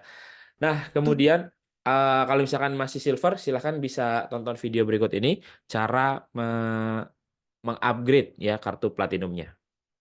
Tutorial upgrade Platinum Member aplikasi Mika Super App K3. Yang pertama, silahkan Anda klik salah satu gambar gembok yang ada pada halaman beranda Anda, kemudian klik upgrade kartu Platinum. Lalu, Anda bisa pilih dengan 3 masa aktif kartu, 3 bulan, 6 bulan, ataupun 1 tahun. Setelah itu, klik upgrade sekarang. Kemudian Anda bisa pilih metode pembayaran melalui virtual account atau juga e-wallet. Setelah itu, klik bayar. Kemudian, silahkan salin rekening virtual Anda dan lakukan transfer berdasarkan nominal yang telah tersedia pada aplikasi. Dan khusus Anda yang menggunakan Mandiri, silahkan Anda pilih pihak ketiga, yaitu Sendit 88908, sesuai dengan 5 angka yang ada di depan rekening virtual Anda. Setelah Anda transfer, silahkan Anda buka kembali aplikasi Mika Super App K3, lalu refresh kembali aplikasi Anda. Setelah itu, Anda bisa klik nama Anda, lalu akan muncul member card Platinum. Oke. Itu tadi ya cara untuk mengupgrade Platinum. Jadi tidak hanya mendapatkan sertifikat, teman-teman bisa membaca modul pelatihan dan juga regulasi K3. Nah, untuk rekaman webinar juga akan kita tayangkan di channel YouTube-nya Kak Cik Deni. Dan teman-teman silahkan subscribe dan klik tombol loncengnya supaya nggak ketinggalan video-video selanjutnya. Dan terkait perpanjangan dan lisensi, teman-teman silahkan yang punya SKP dan lisensi ahli K3 umum bisa dicek apakah sudah expire atau belum. Jangan sampai teman-teman memiliki SKP dan lisensi ahli K3 umum sudah expire lebih dari 1 tahun, maka teman-teman wajib refreshment kembali ya. Itu sayang banget ya karena lumayan harganya. Mending perpanjang sebelum 1 tahun ya. Kalau misalkan sudah expire-nya Januari, silahkan bisa langsung perpanjang. Yang penting tidak 1 tahun dari masa expire. Kemudian kita juga ada perpanjangan lisensi K3 ya. Ada Damkar, Supervisor Pranca sampai dengan TKPK, TKBT. Kita juga ada CEO alat berat. Kalau saat ini memang kita ada yang forklift dan crane ya. Oke. Selanjutnya teman-teman, buat yang ingin terjun ke dunia K3, kita buka ahli K3 umum ya di bulan Februari secara online training, dan ini minimal kalau untuk yang Kemnaker minimal D3 pendidikannya. Dan kalau misalkan ingin yang offline, kita juga ada jadwal yang tatap muka langsung sama-sama di bulan Februari. Dan untuk tahun ini memang untuk yang offline dan online ada perbedaan harga ya, kalau untuk tahun lalu sama. Nah, kalau untuk teman-teman yang SMA dan SMK bagaimana? Walaupun sudah punya pengalaman bertahun-tahun ya. Dan kalau untuk yang SMA atau SMK, teman-teman bisa mengikuti yang ahli K3 BNSP. Dan ini teman-teman bisa mengikuti di bulan Februari. Atau misalkan teman-teman yang sudah mengikuti ahli K3 umum Kemnaker ingin mendapatkan ahli K3 BNSP, bisa langsung ujian saja ya, seperti itu. Nah, kemudian untuk teman-teman yang sudah memiliki ahli K3 umum Kemnaker, bisa di-upgrade lagi ilmunya dengan cara mengikuti yang auditor SMK 3. Kita akan laksanakan di bulan Februari ya, dan ini masih ada harga early bird-nya sampai dengan 9 Februari seperti itu. Dan buat teman-teman yang ingin mengikuti sertifikasi ahli K3 Muda Lingkungan Kerja, kita juga akan running di tanggal 15 Februari ya. Dan ini teman-teman dilaksanakan secara blended training. Dan untuk sertifikatnya dapat 2 ya, untuk sertifikat Hygiene Industry mudanya dari BNSP, serta untuk SKP ahli lingkungan kerjanya dari Kemnaker. Jadi ada yang dari BNSP dan juga Kemnaker. Oke, nah kemudian buat teman-teman yang berkutat di kelistrikan ya, teman-teman bisa mengikuti yang teknisi K3 listrik, ini minimal untuk pendidikannya SMA atau SMK. Dan kalau misalkan teman-teman yang D3 minimal, silahkan bisa mengikuti yang ahli K3 listrik, dan ini dilaksanakan secara offline training. Kalau yang teknisi K3 listrik tadi secara blended ya. Dan buat teman-teman konstruksi, silahkan bisa mengikuti ahli muda K3 konstruksi secara online training. Dan kalau misalkan sudah punya ahli muda K3 konstruksi, lanjutkan lagi nih ke Madya K3 konstruksi. Jadi untuk Madya wajib muda terlebih dahulu ya, ahli muda K3 konstruksi dulu, baru bisa mengikuti yang ahli Madya. Kalau misalkan teman-teman semuanya ya Bapak-Bapak yang mengawasi peranca, silakan bisa mengikuti supervisor peranca yang akan dilaksanakan di bulan Februari. Tapi kalau teman-teman memasang dan membongkar peranca, silakan bisa ikut yang teknisi K3 peranca. Atau teman-teman yang di perusahaannya masuk ke dalam tim tanggap darurat, silakan bisa ikut yang petugas peran kebakaran kelas D di bulan Februari, dilakukan secara blended training, dan juga petugas damkar kelas C ya, dan sama ini dilakukan di bulan Februari juga. Atau teman-teman yang masuk ke P3K. Nah, tim tanggap darurat P3K di sini kita juga akan melaksanakan di bulan Februari ya. Silakan bisa dimanfaatkan, untuk harga early bird-nya masih ada ya. Lumayan promonya 1 jutaan dan ditambah dengan diskon kode referral, jadi 1,1 juta ya untuk harga perbedaannya. Kemudian untuk teman-teman yang bekerja di ketinggian, kalau misalkan teman-teman bapak-bapak semuanya nih bekerja di atas platform peranca, bisa mengikuti yang TKBT tingkat 2 ya, untuk yang bangunan tinggi. Tapi kalau misalkan bapak-bapak semuanya bekerja dengan akses tali, silahkan bisa ikut yang TKPK tingkat 1 seperti ini. Dan masih ada harga early bird-nya untuk yang TKPK sampai dengan 28 Januari ya, besok berarti ya. Oke, nah kemudian ini operator forklift yang sering dipalsukan. Silahkan bisa mengikuti untuk operator forklift, pastikan tim kita atau forklift kita CEO-nya adalah asli ya teman-teman. Kita akan melaksanakan juga di bulan Februari. Nah, ini yang tadi sudah disampaikan juga oleh Pak Wahyuda. Silakan untuk teman-teman yang bekerja di rumah sakit ya. Nah, ada juga untuk K3 rumah sakit, kita laksanakan bulan Februari secara online, yang Kemnaker. Tapi kalau yang BNSP, ini ada paramedis K3 muda ya, dilaksanakan secara blended training di tanggal 19 sampai 22. Sama tanggalnya ya, untuk di bulan Februari ini. Silakan bisa dimanfaatkan untuk harga early bird-nya, masih ada sampai tanggal 9 Februari. Kemudian untuk teman-teman atau bapak-bapak semuanya yang ingin mengikuti teknisi K3 ruang terbatas, kita juga akan running di bulan Februari ya, di pertengahan Februari tanggal 16, dan masih ada harga early bird-nya. Atau buat yang ingin mengikuti sertifikasi operasi K3 Migas BNSP serta pengawas K3 Migas BNSP, kita akan running juga di awal Februari ya. Dan ini yang paling dibutuhkan juga untuk menjadi petugas investigasi insiden ya. Ini bisa teman-teman ikuti secara online training di tanggal 12 Februari sampai dengan 16 Februari. Masih ada harga early bird-nya juga, diskon 1 juta rupiah. Nah, ini adalah ATK yang akan didapatkan oleh teman-teman semuanya jika mengikuti pelatihan di Media Tama sesuai dengan pelatihannya ya, nanti akan dikirimkan kalau untuk pelatihan yang online, dan kalau yang offline langsung diberikan langsung pada saat pelatihan di Media Tama. Nah, kemudian kalau misalkan teman-teman tadi saya cek banyak nih yang tanya bagaimana caranya untuk mendownload modul. Nah, kalau untuk mendownload modul, teman-teman bisa kunjungi milea.app. Tapi kalau teman-teman ingin akses saja tanpa mau mendownload, itu bisa melalui aplikasi Mika. Kalau di aplikasi Mika gratis.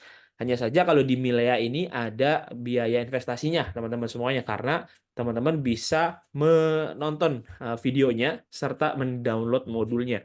Di sini ada ratusan video K3 ya teman-teman yang bisa teman-teman manfaatkan, dan silahkan bisa daftarkan akun Milea-nya, atau kalau sudah punya akun Mika itu tidak bisa langsung login ya, jadi wajib daftar kembali di Milea ini. Dan di sini silahkan kalau misalkan teman-teman ketinggalan juga nih webinar sebelumnya, saya pengen dapat sertifikat yang ini misalkan, tapi kalau tonton di YouTube kan nggak dapat sertifikat. Nah, silahkan bisa kunjungi milea.app. Kelebihannya bisa mendownload sertifikat dan juga mendownload modul ya. Seperti itu. Urutkan berdasarkan waktu publish yang terbaru. Harganya dimulai dari 75 ribuan saja ya, nggak nyampe 100 ribu. Kemudian buat teman-teman semuanya yang ingin kerja, ya silakan bisa kunjungi mediatama.go.id. Di sini ada menu karir, ada lowongan pekerjaan setiap harinya, update. Silakan bisa masukkan saja CV-nya, dan otomatis teman-teman nanti bisa mendapatkan panggilan ya, tergantung dengan perusahaannya, apakah perusahaannya akan memanggil atau tidak ya. Jadi bukan, Mediatama hanya menyediakan saja.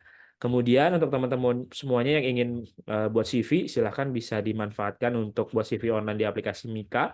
Lalu nanti bisa langsung di-download untuk CV-nya. Bisa buat banyak ya, dan kita juga bisa lihat histori CV-nya. Nah, kemudian buat teman-teman semuanya yang ingin mendapatkan uang saku, silakan bisa tonton video berikut ini.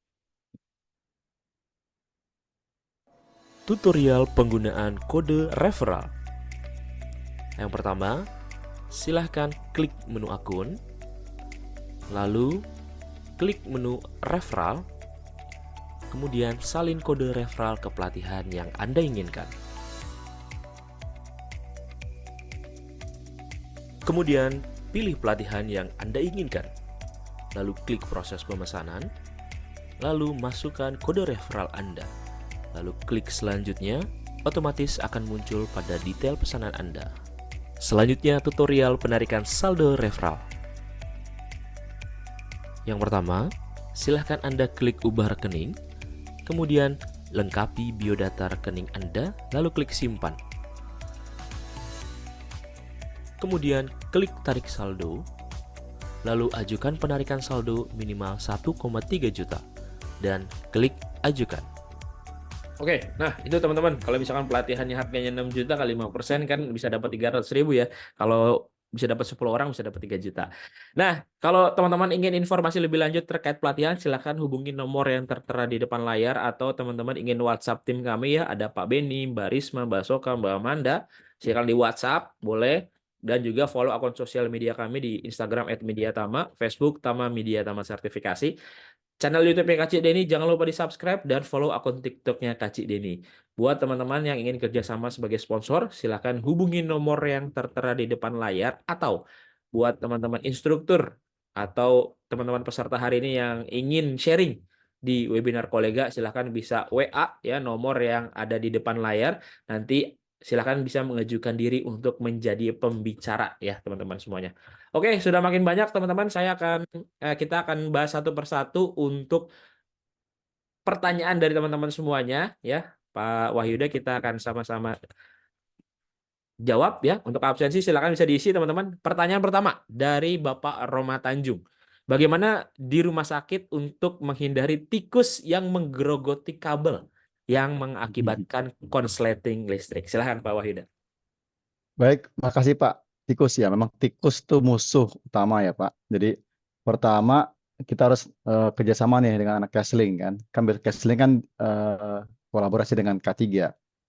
Jadi kalau Bapak bisa kerja sama vendor ya nanti pasang apa perangkapnya ya untuk tikus tersebut di titik-titik yang biasa dilewati, di ruang panel, biasanya di ruang genset, malah bisa juga di ruang apa tuh, eh, yang paling banyak pasti di ruang dapur ya kalau Bapak di dapur. Jadi sebenarnya tikus itu nggak akan datang kalau tempat lingkungannya bersih, Pak. Jadi kalau kotor ya dia datang ya. Masalahnya kalau lingkungan kotor, barang numpuk, ya dia bisa senang tikus di situ ya.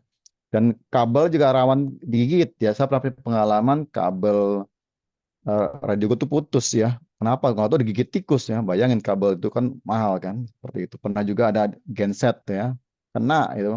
Mati listrik gitu. Jadi memang perlu kebersihan. Jadi intinya nggak ada lain kebersihan. Jadi jangan pernah tinggalkan makanan sisa taruh di dalam laci ya. Dapur juga dibersihkan habis memasak, diguyur air seperti itu. Jadi Bapak kerjasama dan kalau bisa seminggu sekali ya keliling cek semua. Jadi kalau kita menemukan jejak tikus, ya, ketemu apa kotoran tikus, pasti ada tikus di situ.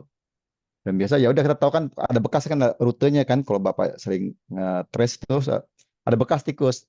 Taruh aja satu jebakan perangkap di situ ya pasti ketangkap. Itu Pak ya, jawaban saya. Terima kasih. Oke, baik. Intinya kita harus bersih lingkungannya ya supaya Ya, tidak digigit tikus. Lanjut lagi dari Ibu Tantri. Untuk pemasangan sprinkler, apakah ada syarat? Misalkan jaraknya berapa, terus ditempatkan di daerah mana saja, dan apakah ada regulasinya? Silakan Pak Wahida. makasih. Ada sekali ya. Kalau dulu kita masih pakai standar yang Permen PU, sekarang udah ada yang baru kan Bu, yang dari di Permenkes yang terbaru. Lihat aja tabel di situ ya. Mungkin kalau ada beda-beda, kita cari yang paling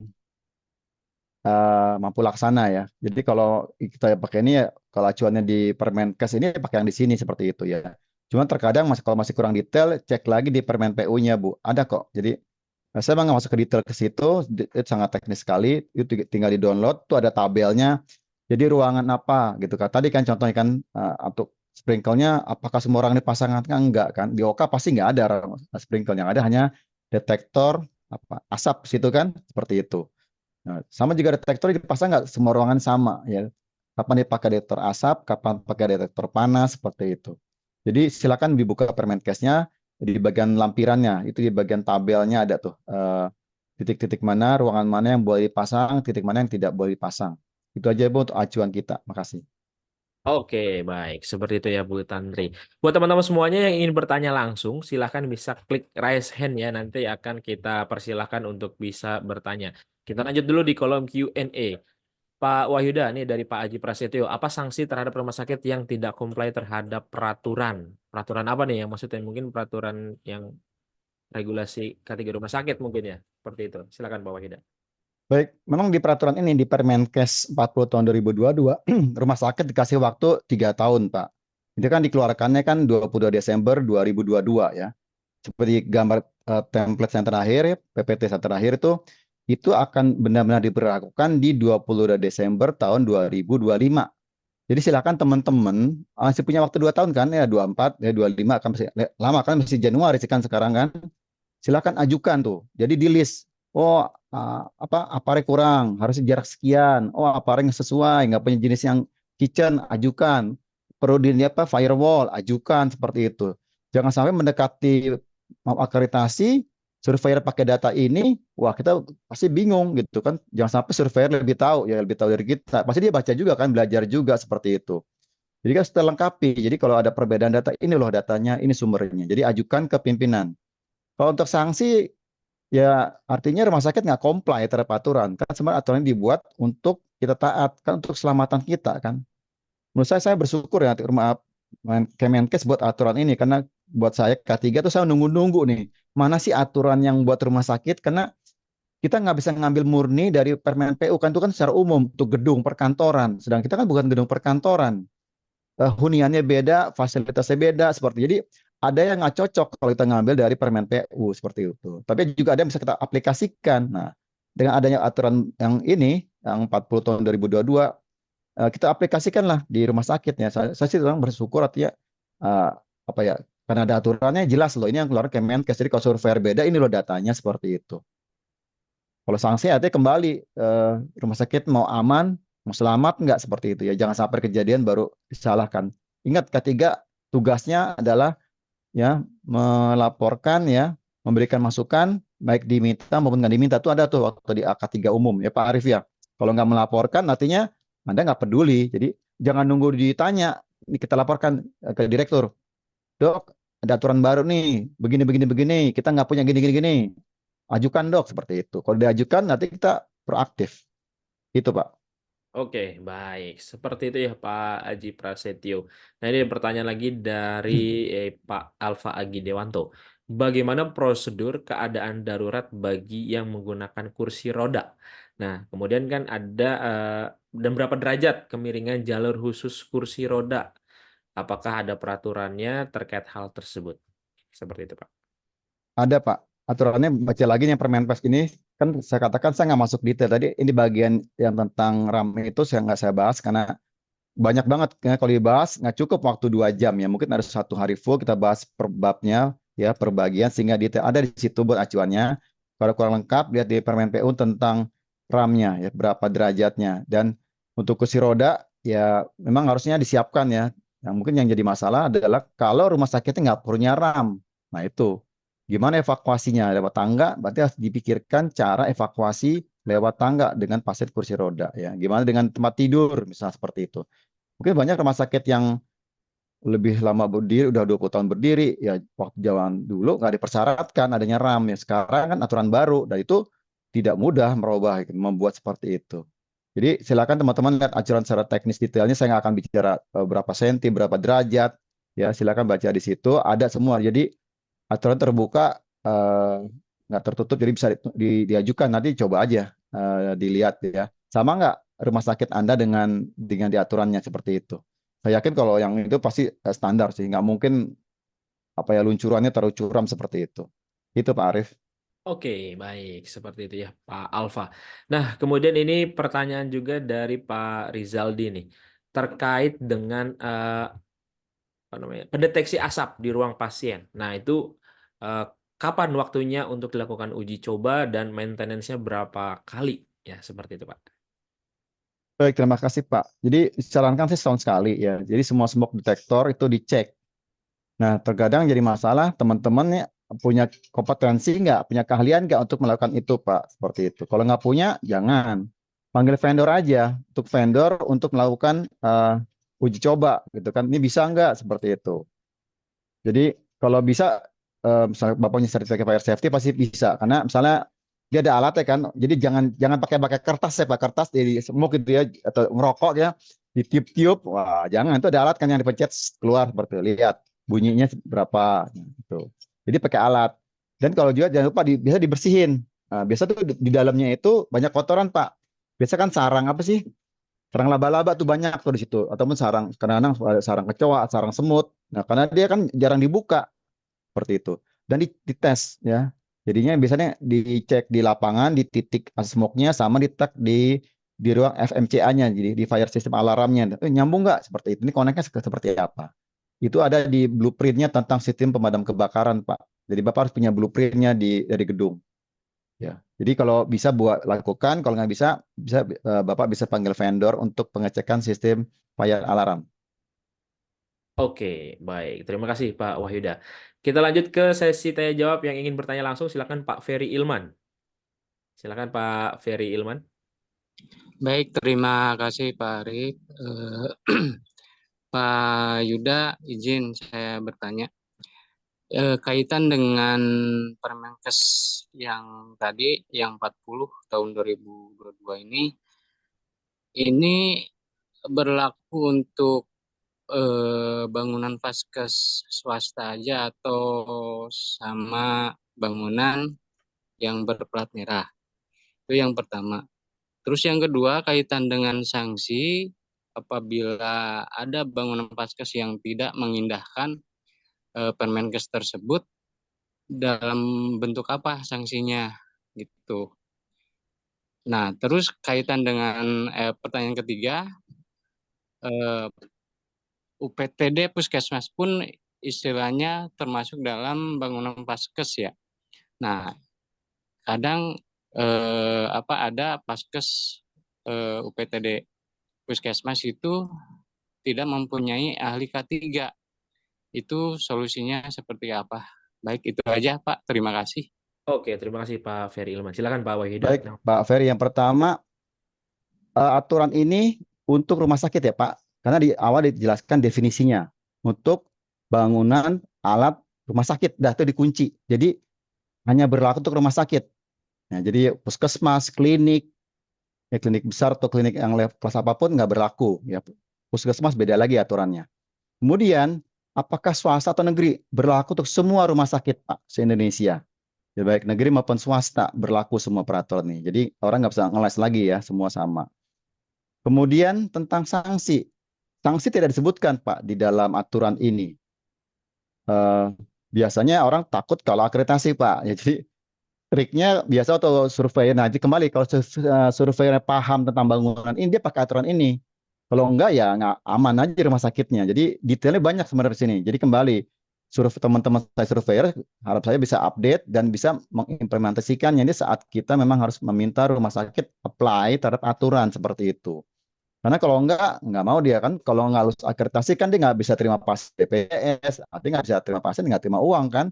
Nah, pasti takut tuh seperti itu. Jadi kalau disanksi apapun dia nggak takut kecuali nggak bisa terima pasien BPJS. Pasti rumah sakit nurut tuh. Gitu. Jadi kerjasama dengan lembaga akreditasi untuk mengaplikasikan ini. Dan tugas saya sebagai seorang K3 dan Fire Safety adalah mengedukasi semuanya gitu. Yuk terapkan sama-sama aturan ini. Kemudian yang terakhir untuk apa tadi Yang perencanaan terakhir, ketiga. tidak punya ahli K3 Nah, di memang gini, untuk klinik Pak, klinik puskesmas itu standarnya beda Pak. Ini kan standarnya acuannya ke rumah sakit. Jadi kemarin saya juga melakukan bimbingan untuk klinik dan puskesmas. Dia itu memang diminta namanya manajemen fasilitas keselamatan ya, MFK sama. Tapi memang nggak diminta ahli K3 karena memang susah Pak, kan klinik itu lebih dari 8.000 se-Indonesia ini. Kalau diminta, wah, mungkin Jakarta dapat di pelosok-pelosok sana bagaimana? Tapi mereka diminta untuk bisa melakukan evakuasi Pak. Makanya kalau Bapak lihat, Bapak survei ke klinik puskesmas itu ada helm pasti Pak. Mirip, dia itu mencontoh rumah sakit. Helmnya ada putih, merah, kuning, biru ya. Lihat kebijakannya, putih buat komando lapangan, merah untuk fireman, kuning untuk evakuasi, biru untuk dokumen seperti itu. Dan ada whiteboard tentang tim tanggap bencana. Jadi kalau ada evakuasi kemana? Dan dia wajib ada tempel arahnya Pak, arah evakuasi keluar kanan dan ada titik kumpul di depan seperti itu. Jadi sekarang nih klinik puskesmas pertengahan tahun 2024 wajib terakreditasi. Untuk K3-nya mirip-mirip dengan rumah sakit, cuma lebih ringan Pak, nggak beban berat nih seperti itu. Dan dia punya APAR. APAR-nya paling yang kecil yang 3 kilo ya Pak, atau yang baik yang powder maupun CO, minimal ada 2 titik seperti itu, ditambah lagi fire blanket bagus seperti itu. Itu juga yang saya latihkan di klinik tempat saya itu juga seperti itu. Latih memadamkan APAR dengan fire blanket ya, dengan APAR ya pakai yang CO maupun pakai yang powder. Karena itu ditanya juga waktu survei, ada nggak APAR-nya gitu kan, dilihat ke luar sana nggak seperti itu, ada checklist nggak, ada. Dulu kan nggak ada Pak, jadi alhamdulillah sekarang klinik puskesmas tuh pasti ada APAR ya, dan pasti ada tanda evakuasinya seperti itu. Ya mungkin ini langkah baik lah ya, daripada dulu nggak ada sama sekali. Meskipun nggak seribet rumah sakit ya Pak, mesti latihan. Latihan sih ada, cuma nggak ribet. Karena kan umumnya klinik puskesmas itu pasien rawat jalan, ya, bukan rawat inap. Kalau yang kan lebih ribet, dia bawa bed seperti itu. Dan juga biasanya kan hanya paling dua lantai ya, seperti itu Pak. Itu Pak yang mungkin saya bisa share dan yang memang saya lakukan baik untuk puskesmas ataupun klinik ya. Itu Pak Arif. Oke, baik. Seperti itu ya, Pak. Kita lanjut lagi nih, pertanyaan dari kolom yang raise hand. Silakan Pak Fajar Apriandi, bisa di-unmute terlebih dahulu. Baik, Assalamualaikum warahmatullahi wabarakatuh. Waalaikumsalam warahmatullahi wabarakatuh. Pak, yang saya hormati Pak Wahyuda. Pak Wahyuda, salam kenal Pak. Saya Fajar Apriandi dari Nah, Leader Safety Depok Kebun Residen. Ya, silakan Pak. Baik, tadi kita membahas masalah pressure fan Pak di dalam staircase. Nah, pertanyaan saya simpel Pak. Ada nggak Pak regulasi yang mengatur tentang berapa sih standar kekuatan dari pressure fan yang ada di dalam staircase? Kadang kan ada kita ketahui ada yang kecil betul. kekuatan anginnya, ada yang kebesaran, gitu Pak. Mungkin Baik, itu aja Pak. Terima kasih. baik. Pak Wahyu. Makasih Pak Fajar nih teman saya nih sama Fire Safety nih ya. Terima Teman kasih. dari Pak Pakuan. Jadi benar begini Pak, saya menarik juga ya. Dulunya nggak ada tuh Pak membahas tentang pressure fan ya. Kita belajar waktu saya belajar fire safety manager tuh saya belajar di situ malah. Jadi kita belajar dari gedung perkantoran. Jadi gedung rumah sakit belum ada. Ini baru muncul di tahun 2022 nih. Kesan dulu nggak dibahas gitu kan. Cuma kembali di sini nggak dicantumkan harus berapa tekanannya. Maka saya bilang yang penting dia ada pressure fan, ukurnya berapa, tekanan berapa nggak muncul di aturan ini di Permenkes 40 ini. Nah, kalau saya akan mengacu ke Permen PU-nya, berapa sih sebenarnya standarnya, uji cobanya berapa sih seperti itu. Sama juga dengan posisi APAR, Pak. APAR di aturan baru ini, Permenkes itu jaraknya satu titik tuh 25 meter. Ya, sedangkan yang kita dulu tahu itu kan per 15 meter, kali lebih dekat kan. Nah, kita pakai jarak apa nih gitu kan? Kalau pakai yang Permenkes 20 meter makin jauh, berarti aman dong, bisa lebih hemat APAR ya. Padahal tempat saya udah aplikasikan yang jaraknya per 15 meter dan per titik risiko berdasarkan fire risk assessment-nya seperti itu. Termasuk juga jarak tinggi. APAR tuh dari atas tinggi maksimal berapa, tinggi paling rendah berapa. Di sini nggak dicantum, hanya jarak titik tinggi rendahnya nggak ada di aturan ini. Jadi tanggung sih menurut saya, tapi ya itu ada itu alhamdulillah. Kalau jaraknya tetap mengacu yang 15 lah, kalau mau saya mau cari jarak sedekat mungkin kalau buat saya. Kemudian jarak tinggi juga saya pakai aturan, nggak pakai Permenkes ini karena nggak ada ya gitu. Jadi jawaban saya adalah saya cari aturan atau pasal yang makin detail Pak. Kalau di sini nggak detail, nggak lengkap, saya akan mengacu yang aturan yang sebelumnya yang lebih lengkap, lebih detail seperti itu ya. Ya mungkin juga karena Kemenkes nggak semua kapasitas rumah sakit kan mampu ya, seperti di gedung-gedung, ya hotel kan wajib tuh fire drill ya. Nggak semua rumah sakit mampu ke arah sana karena ini kan berlaku secara nasional ya. Kalau DKI kan kita tahu kan hampir semua gedung punya fire safety manager ya. Kalau di rumah sakit di Jakarta saya kenal semua gitu. Ada 100 lebih ya, fire safety-nya nggak sampai 10 jari gitu kan. Itu tugas kita semua. Jadi mengedukasi pentingnya seorang fire safety itu mengedukasi, mengelola untuk pencegahan kebakaran, Pak. Itu jawaban saya, Pak Fajar. Oke, baik. Seperti itu ya Pak Fajar Apriyandi, jawaban dari Pak Wahyuda. Satu lagi dari kolom bertanya langsung, Rayasen, Pak Timothy Erik Mamahit. Silakan Pak Timothy. Ya, selamat sore Pak Wahyuda. Selamat sore, Pak Timothy. Ya, Pak Wahyuda, salam ketiga dan salam buat ketiga, bukan ketiga, banding.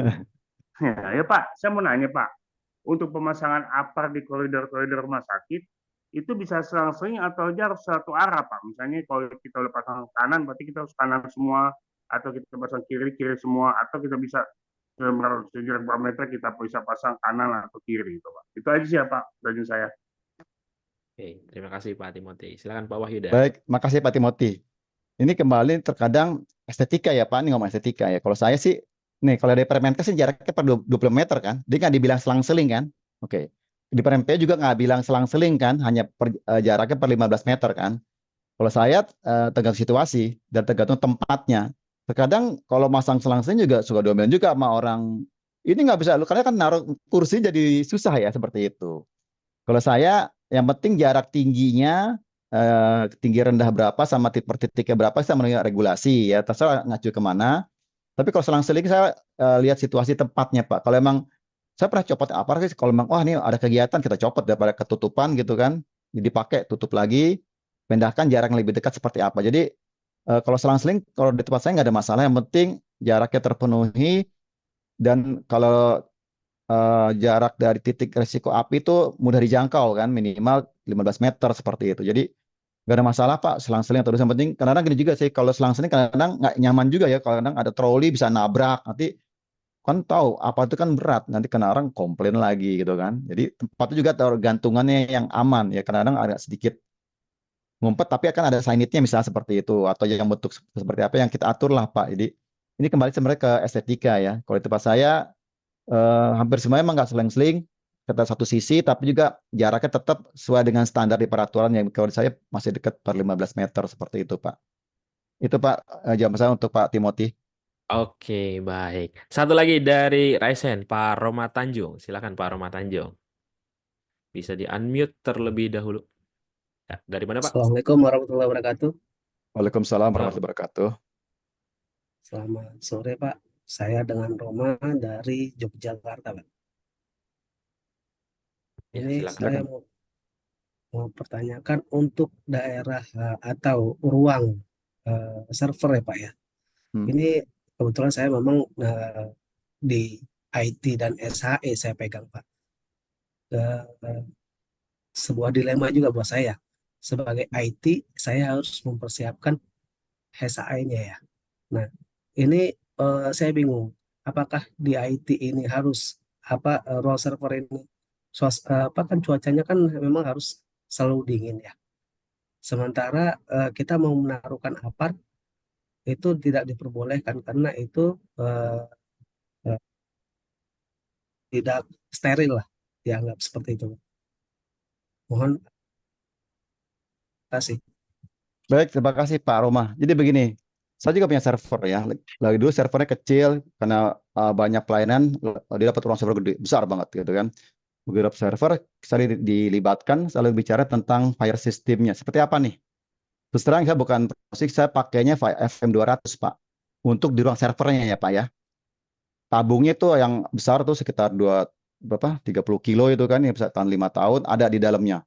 Jadi ada fire supply dia yang akan keluar dalam waktu 60 detik ya. Jadi ada smoke detektornya, ada di atas, ada di bawah, termasuk pemancarnya juga ada di bawah, karena kan di bawah itu kan kabel ya. Itu di ruang server sendiri, Pak.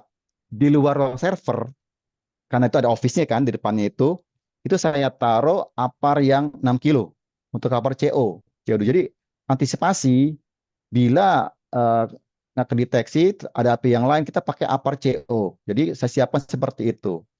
Karena kan terkadang apar yang sistem itu kalau nggak berfungsi meskipun bisa yang dirilis ditarik seperti itu ya, tapi kan perlu edukasi juga ya, termasuk edukasi tentang gimana cara evakuasi, jangan sampai begitu dia mancar ada orang di dalam bisa meninggal karena dia akan tekanan kuat gitu kan, kurang oksigen, jadi ada sensor bunyi seperti itu, jadi ada edukasinya juga Pak. Saya pakai sistem seperti itu dan nggak ada masalah ya. Saya kontrol, ada checklistnya juga. Saya lihat kan speedometernya kan yang di FM 200 masih bagus. Terus kemudian sebulan sekali saya angkat tuh apanya yang di lantainya, debunya ada nggak? Kalau debunya saya minta cleaning service disedotin, dibersih gitu. AC-nya ya AC kan sebenarnya AC harusnya sistem Pak ya, memang tapi mahal. Harga AC yang sesuai itu seharga server sendiri ya 300 jutaan. Terpaksa AC yang biasa AC split, tapi kita taruh ada dua kiri kanan. Itu kan hidup ganti-gantian kan. Dan dia dibuat sistem kalau rilis apar dia akan mati seperti itu. Jadi kalau kebakaran ya AC mati semua, jika bisa menyemprot seperti itu. Dibuat sistem otomatiknya Pak seperti itu.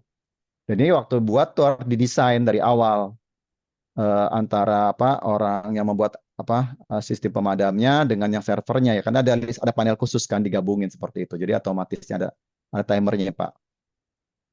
Itu Pak untuk sharing tentang penggunaan pemadam apar di ruang server Pak. Terima kasih. Oke. Seperti itu ya Pak Roma Tanjung. Satu pertanyaan lagi nih Pak Wahyuda yang menarik dari Pak Kalam Tukiman. Bagaimana cara mengevakuasi pasien di rumah sakit yang berada di lantai atas, terutama bagian rawat inap dan pasien tidak dapat berjalan? Yang kedua, bagaimana cara evakuasi yang harus dilakukan untuk ruangan operasi yang sedang ada tindakan operasi? Baik, saya jawab yang terakhir yang tindakan operasi. Tadi saya katakan di dalam itu kan dia itu harus punya dinding tahan api yang tahan 2 jam. Termasuk juga pintunya tahan 2 jam. Dan ada jarak di celah kan yang berapa tadi? 3/4 mili ya. Seperti itu. Itu standar Pak. Jadi Bapak bisa ngajukan kalau memang rumah sakit Bapak belum memenuhi standar dari Permenkes ini, ajukan. Jadi dindingnya ganti, nggak perlu dindingnya tetap dinding yang lama. Bapak beli pelapis Pak yang firewall. Seperti itu apa namanya? Rolling door yang ditarik. Jadi kebakaran tinggal ditarik tuh. Tarik, jegrek, tutup. Sehingga asap nggak masuk ke dalam, api nggak masuk ke dalam. Diam aja bertahan. Dia bisa bertahan 2 jam. Seperti itu. Ya, karena nggak mungkin orang lagi operasi Pak. ICU juga nggak mungkin ada orang di ICU lari ke titik kumpul, nggak mungkin. Dia harus bertahan. Itulah bedanya rumah sakit dengan perkantoran Pak. Ya, dia harus bisa bertahan di situ. Ya, kembali ke sistem kita siap nggak listriknya, siap nggak orang terlatih ya. Dan ini kan agak mahal. Tapi Bapak bisa masuk ke manajemen karena ada regulasi ini, Pak. Ya, ada Permenkesnya nih, bukan Bapak yang minta. Ya, peraturan undang-undang meminta kepada manajemen menyiapkan seperti ini karena nggak mungkin dievakuasi seperti itu. Itu jawaban yang kedua. Jawaban yang pertama untuk rawat inap ya itu diatur sesuai dengan tingkat kebutuhan. Jadi kalau di rumah sakit yang dievakuasi adalah orang yang tingkat ketergantungannya rendah, artinya dia bisa jalan, ya nggak perlu lari tapi jalan masih bisa. Ya, kedua kemungkinan orang yang pakai kursi roda seperti itu ya. Jadi tingkat ketergantungan makin tinggi yang dia harus pakai tempat tidur, nggak bisa ngapa-ngapain, dia dievakuasinya paling terakhir. Karena kalau dia bawa tempat tidur lewat tram, itu akan bertabrakan dan terus diatur lantai mana dulu yang dievakuasi. Misalnya ada kebakaran di lantai 5, evakuasi dari mana? Yang 6 atau yang 4? Ya, itu dilihat. Dan itu memang perlu dipraktekkan. Jadi nggak boleh, ayo semua evakuasi, pasti akan chaos. Jadi waktu saya belajar tentang fire safety, ya ternyata diatur semua yang mana dulu, titik mana dipindahkan, diatur. Itu gunanya drill untuk kebakaran. Dan semua harus taat pada perintah yang mungkin masuk instruksi dari ya apa tuh nurse call ya atau dari paging seperti itu. Itu Pak Arif jawaban saya untuk Pak Kalam. Oke, baik. Seperti itu ya Pak Kalam Tukiman. Baik, karena waktunya sudah menunjukkan pukul 3 sore, nanti karena ini pertanyaannya masih banyak, nanti kita jadwalkan lagi bersama Pak Wahyuda. Kita akan bahas materi seputar K3 rumah sakit ya teman-teman. Sebelum kita closing, mari sama-sama kita dengarkan terlebih dahulu closing statement dari pembicara kita kepada Bapak Wahyuda, dipersilakan. Baik, terima kasih Pak Arif. Pesan saya, pencegahan lebih baik dari penanganan. Jadi edukasi lagi, penjelasan lagi, dan mudah-mudahan hari ini bisa mencerahkan teman-teman semua dan bermanfaat untuk kita juga untuk melakukan pencegahan dan edukasi. Aturan sudah ada, jangan nunggu sanksi gitu. Jadi laksanakan sesuai dengan kalau bisa sebelum Desember 2025. Terima kasih. Baik, terima kasih Pak Wahyuda, terima kasih teman-teman semuanya, luar biasa. Jangan lupa untuk mengisi absensi ya. Dan mudah-mudahan apa yang disampaikan Pak Wahyuda bermanfaat untuk kita semuanya, dan mudah-mudahan Pak Wahyuda juga diberikan kesehatan untuk Pak Wahyuda dan diberikan kelancaran untuk setiap aktivitasnya. Baik, teman-teman semuanya, sebelum kita closing ya, seperti yang sudah saya janjikan di awal, kalau kita akan berikan door prize untuk satu orang pemenang, yaitu berupa buku regulasi Undang-Undang K3. Kalau misalkan nanti namanya muncul, silakan klik raise hand. Kita putarkan.